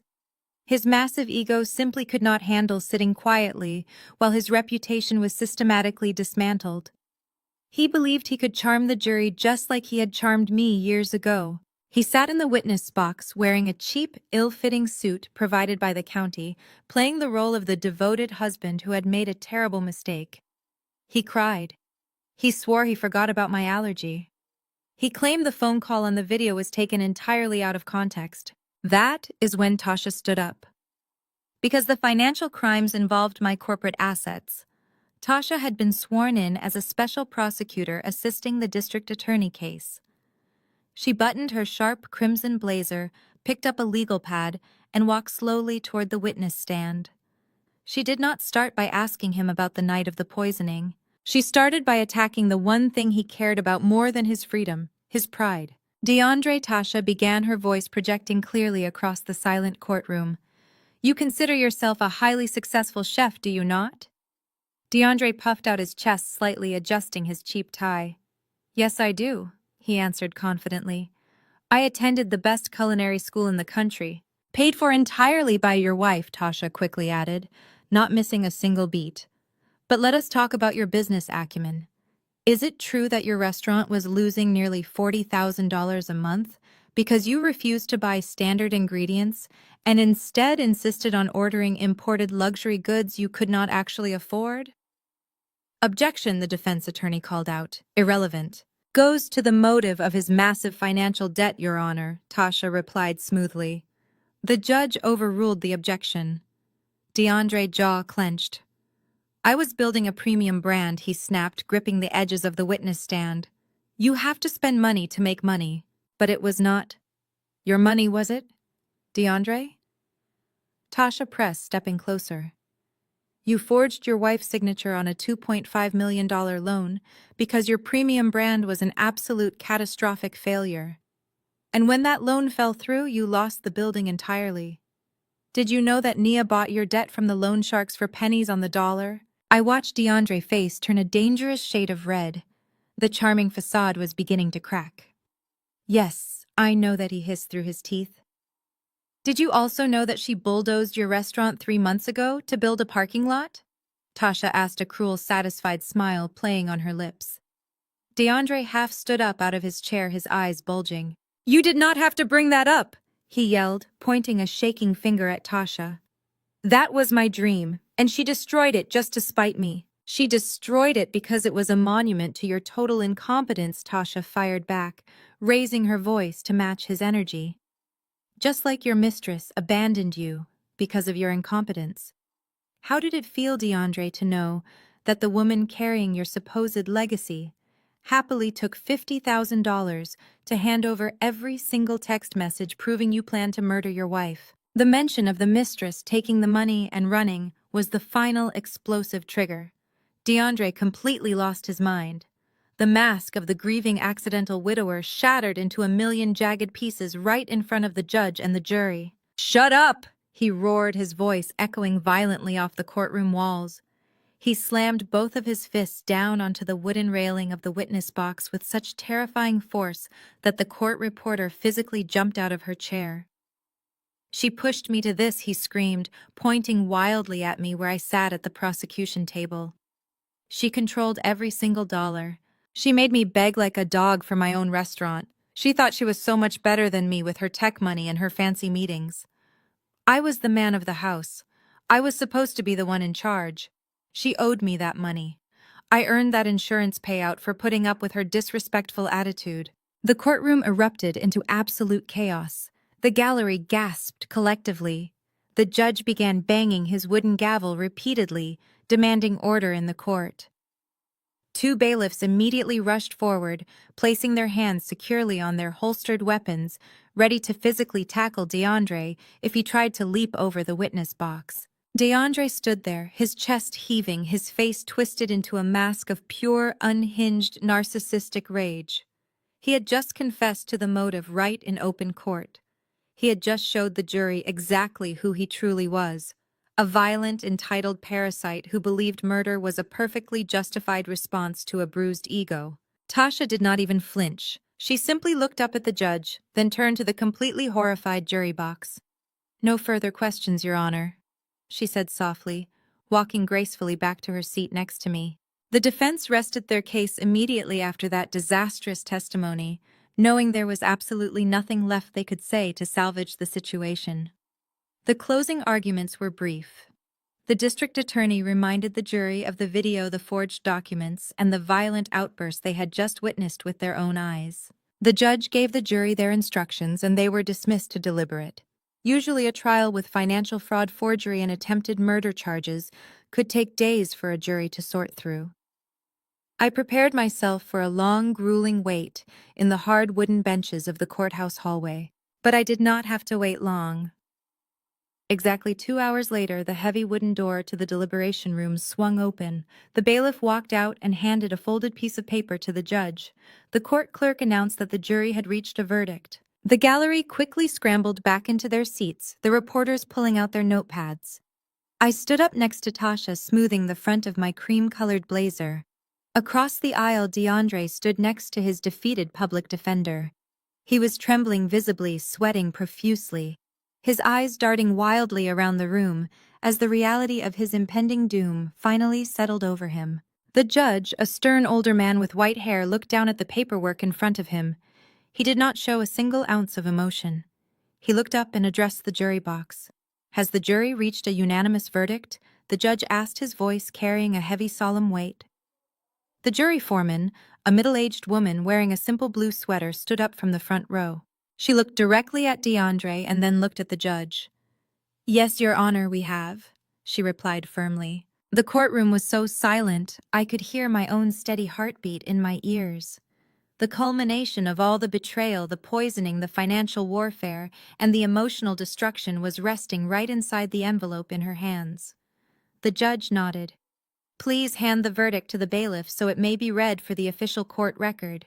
The bailiff stepped forward, his heavy boots echoing loudly against the polished hardwood floor of the courtroom.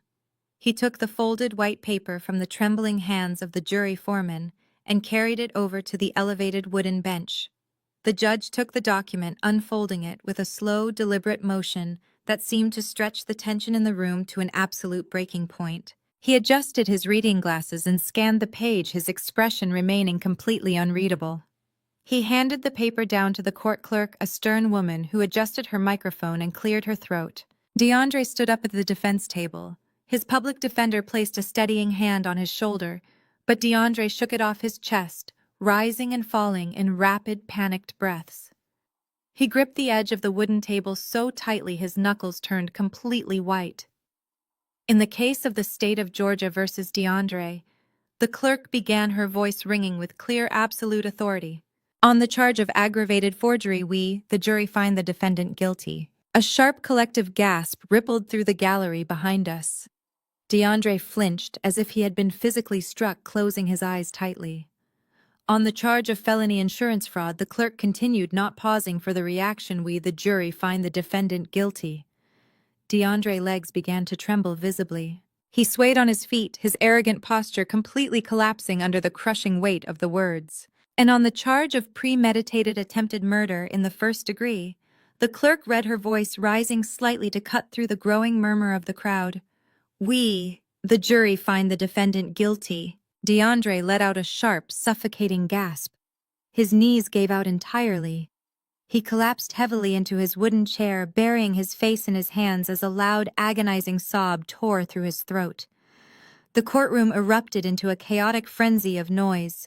Reporters scrambled to type on their phones while members of the gallery whispered fiercely to one another. The judge struck his heavy wooden gavel 3 times, demanding immediate order. Silence in my courtroom.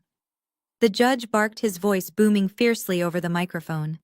The room quieted down instantly, leaving only the pathetic sound of DeAndre weeping at the defense table. Given the egregious nature of these crimes, the overwhelming evidence presented, and the completely unhinged violent outbursts the defendant displayed on the witness stand, this court sees absolutely no reason to delay sentencing, the judge announced, looking directly down at my broken husband. DeAndre looked up, his face stained with tears and completely drained of color. Your Honor, please, he whimpered weakly. Stand up when the judge is addressing you, the bailiff commanded, stepping directly behind DeAndre and forcing him to his feet. You sat in this courtroom and attempted to portray yourself as a victim of financial stress, the judge said, his tone laced with deep, profound disgust. But the evidence clearly showed a man driven by insatiable greed and a terrifying sense of entitlement. You violated the most sacred trust a person can give you. You plotted to murder the woman you swore to protect, simply to fund a lavish lifestyle you did not earn. You are a highly dangerous, manipulative individual who poses a severe threat to society. The judge picked up his pen, leaning forward over the high bench.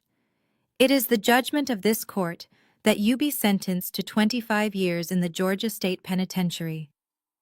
Because of the premeditated nature of the violent crime, this sentence will be served without the possibility of early parole. You are remanded immediately to the custody of the state. The gavel slammed down with a resounding, violent crack that echoed through my very bones. It was over. The absolute finality of the sound washed over me like a cleansing rain. 2 bailiffs immediately grabbed DeAndre by the arms, pulling his hands behind his back to secure the heavy steel handcuffs. He did not fight them. He dragged his feet, looking back over his shoulder toward the prosecution table, his eyes searching desperately for mine. I did not give him a final look of pity. I simply turned away, gathering my coat and thanking the district attorney for his exceptional work. 1 week later, I drove my luxury SUV out to the Fulton County Correctional Facility. DeAndre was scheduled to be transferred to the maximum security state penitentiary the very next morning. This was the absolute last time he would ever be held in a local facility. I walked through the metal detectors, surrendered my phone to the front desk, and followed a stern corrections officer down a long, windowless concrete hallway that smelled strongly of bleach and stale sweat. I was led into a stark visitation room. It was nothing but a row of cheap metal stools bolted to the floor, separated by a thick wall of smudged bulletproof glass. I sat down on the hard metal seat, crossing my legs and waiting patiently. A few minutes later, a heavy steel door on the opposite side of the glass buzzed loudly and swung open. DeAndre walked into the room. The sight of him was genuinely jarring. The charming, handsome restaurateur who used to spend hours applying expensive imported cologne and picking out custom silk ties was entirely gone. He was wearing a bright orange oversized jumpsuit that washed out his complexion.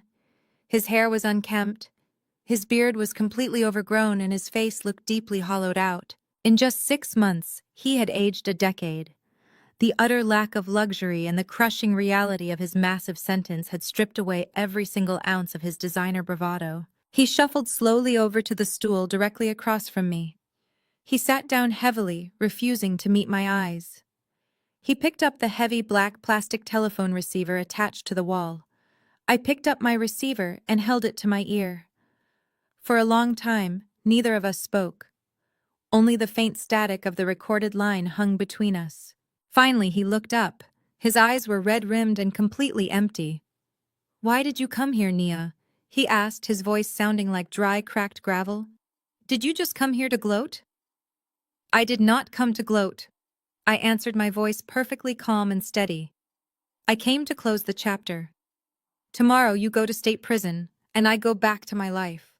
I will never see you or think about you ever again." He swallowed hard, looking down at his bright orange lap.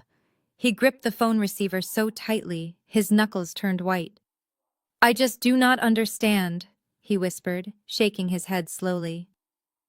"I have sat in this cell for 6 months, thinking about absolutely nothing else. I do not understand why you went through all of this. All of what I asked.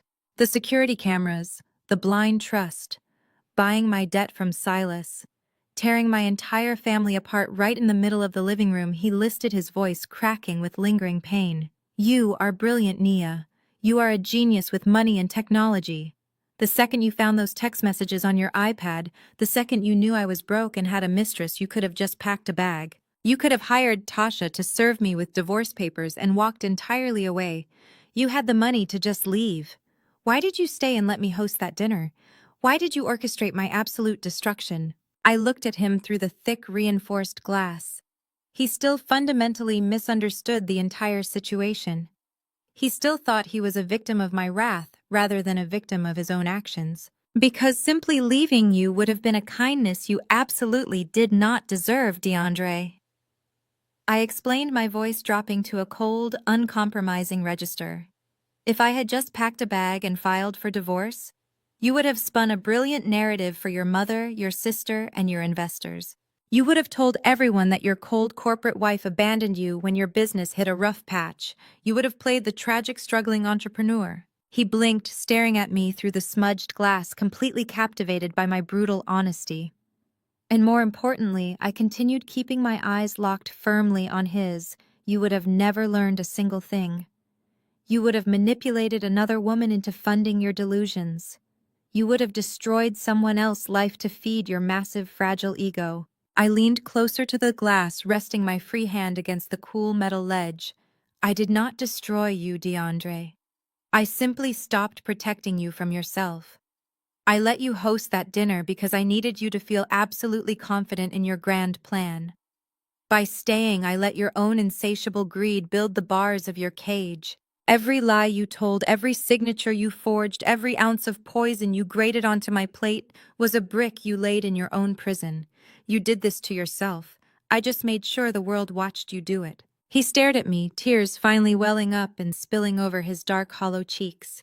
He pressed his free hand against the glass, his fingers trembling violently. "I am so sorry, Nia," he sobbed, his voice breaking into a pathetic, desperate whine. "I threw away the best thing that ever happened to me. I have absolutely nothing left." I reached into my designer handbag. "I have one last thing to show you before I go," I said, pulling out a crisp, glossy 8x10 photograph. I held the photograph up, pressing it completely flat against the bulletproof glass so he could see every single detail. It was a picture taken just yesterday afternoon. The sky was bright blue and the sun was shining. In the center of the photo was a massive, beautiful, newly constructed building. It featured sleek modern architecture, giant floor-to-ceiling glass windows, and lush, expensive landscaping. A bright pink silk ribbon was cut across the front entrance. Above the double glass doors, a massive gold sign gleamed in the sunlight reading, "The Nia Wellness and Aesthetics Center." DeAndre's eyes darted across the photograph, taking in the pristine luxury of the brand-new building. Then his eyes drifted down to the street sign, perfectly visible in the corner of the picture. He recognized the address immediately. It was the exact physical location where his beloved high-end restaurant used to stand before I bought the deed and sent the bulldozers in. He let out a sharp, agonizing gasp, dropping the telephone receiver entirely. It clattered violently against the metal wall, dangling by its thick metal cord. He pressed both of his hands against the glass, staring at the photograph of his completely eradicated dream, replaced entirely by my thriving empire. He rested his forehead against the thick glass and began to weep loudly, his shoulders shaking with profound, absolute devastation. The realization that he had handed me the very ground he used to walk on completely broke his spirit. I did not say goodbye. I calmly put the glossy photograph back into my handbag. I placed the black telephone receiver neatly back onto its cradle, cutting off the sound of his agonizing sobs completely. I stood up from the hard metal stool, turned my back on the glass partition, and walked out of the visitation room. I walked down the long concrete hallway, retrieving my belongings from the front desk. I stepped out of the county jail and into the bright, warm Georgia sunshine. Behind me, the massive, heavy iron doors of the facility slammed shut with a loud, definitive metallic clank. The sound did not startle me. It sounded like pure, absolute closure. I walked toward my car, pulling my sunglasses from my purse and sliding them onto my face. I took a deep breath of the fresh, humid air, filling my lungs completely without a single ounce of pain or restriction. For the first time in 4 long years, I felt completely light. 1 year later, that feeling of lightness had transformed into something entirely different. It had solidified into pure, untouchable power.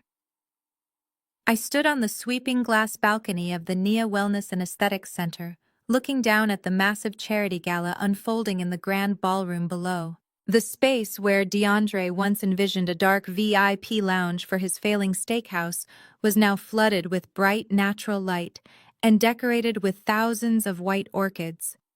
Tonight was not just a grand opening for my flagship location. It was a fully funded gala dedicated entirely to providing massive business grants for young Black female entrepreneurs in the greater Atlanta area. The center itself was a masterpiece of modern design, featuring state-of-the-art aesthetic treatment rooms, holistic wellness spaces, and a collaborative workspace for creatives. I watched dozens of brilliant, driven women networking, laughing, and building their own empires. They were exchanging business cards and sharing their visions. I had intentionally created a luxury space where our ambitions were loudly celebrated instead of being treated like a threat to a fragile male ego.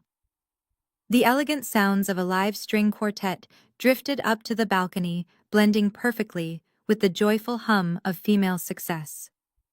I took a sip of my sparkling cider, adjusting the bodice of my emerald green evening gown. I had never felt more beautiful or more completely in control of my own destiny. Heavy footsteps approached from behind, and I did not even have to turn around to know exactly who it was. Tasha stepped onto the balcony, looking absolutely flawless in a sharp black tuxedo suit, her signature crimson lipstick perfectly applied. She handed me a small crystal plate of hors d'oeuvres and leaned against the glass railing right next to me.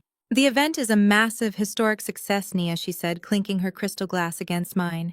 We just surpassed our fundraising goal for the evening, and the local business press is absolutely eating it up. I smiled, taking a bite of a perfectly seared scallop. I owe half of this to you, Tasha, I replied honestly. You secured the commercial permits and bulldozed through the city zoning laws faster than anyone else ever could. Tasha laughed a rich, confident sound. It was my absolute pleasure. Besides, I had a lot of extra free time since I am no longer dealing with your horrific former-in-laws. Speaking of which, she added, her tone shifting into a sharp, familiar edge, I ran into Keisha yesterday afternoon. I raised an eyebrow, genuinely surprised. Where, I asked. Tasha smirked, taking a slow sip of her champagne. At a discount retail store in a rundown strip mall over in Marietta. She was wearing a terribly itchy polyester uniform and a plastic name tag folding clearance sweaters. She actually tried to hide behind a rack of discounted winter coats when she saw me walk through the sliding doors, but I made sure to walk directly up to her register. I bought a cheap pair of sunglasses just to force her to ring me up and hand me my receipt. I shook my head, letting out a quiet chuckle. How the mighty have completely fallen. Exactly, Tasha agreed. Apparently, after the loan sharks took her luxury condo and ruined her pristine credit score, she had to move into a tiny roach-infested studio apartment. Shirley is completely estranged from her now. After I formally evicted Shirley from the townhouse, she had to move into a cheap state-funded assisted living facility. Shirley actively blames Keisha for fighting with DeAndre and triggering the entire collapse. The family is totally fractured.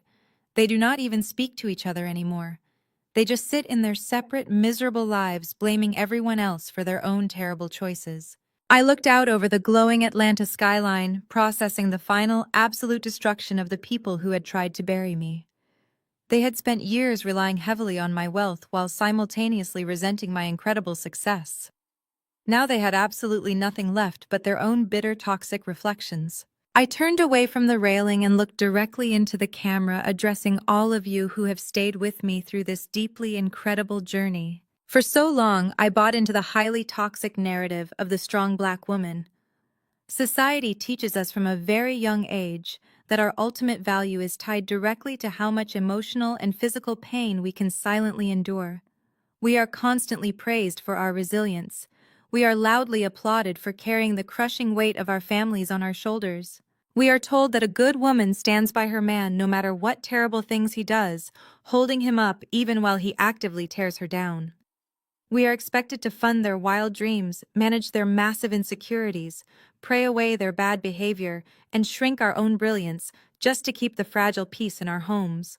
But let me tell you the absolute undeniable truth. That version of strength is a total trap.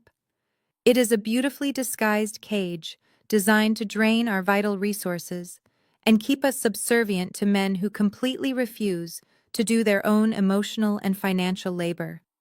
Real strength is not measured by how much horrific abuse you can tolerate. It is measured by how quickly you completely refuse to accept it.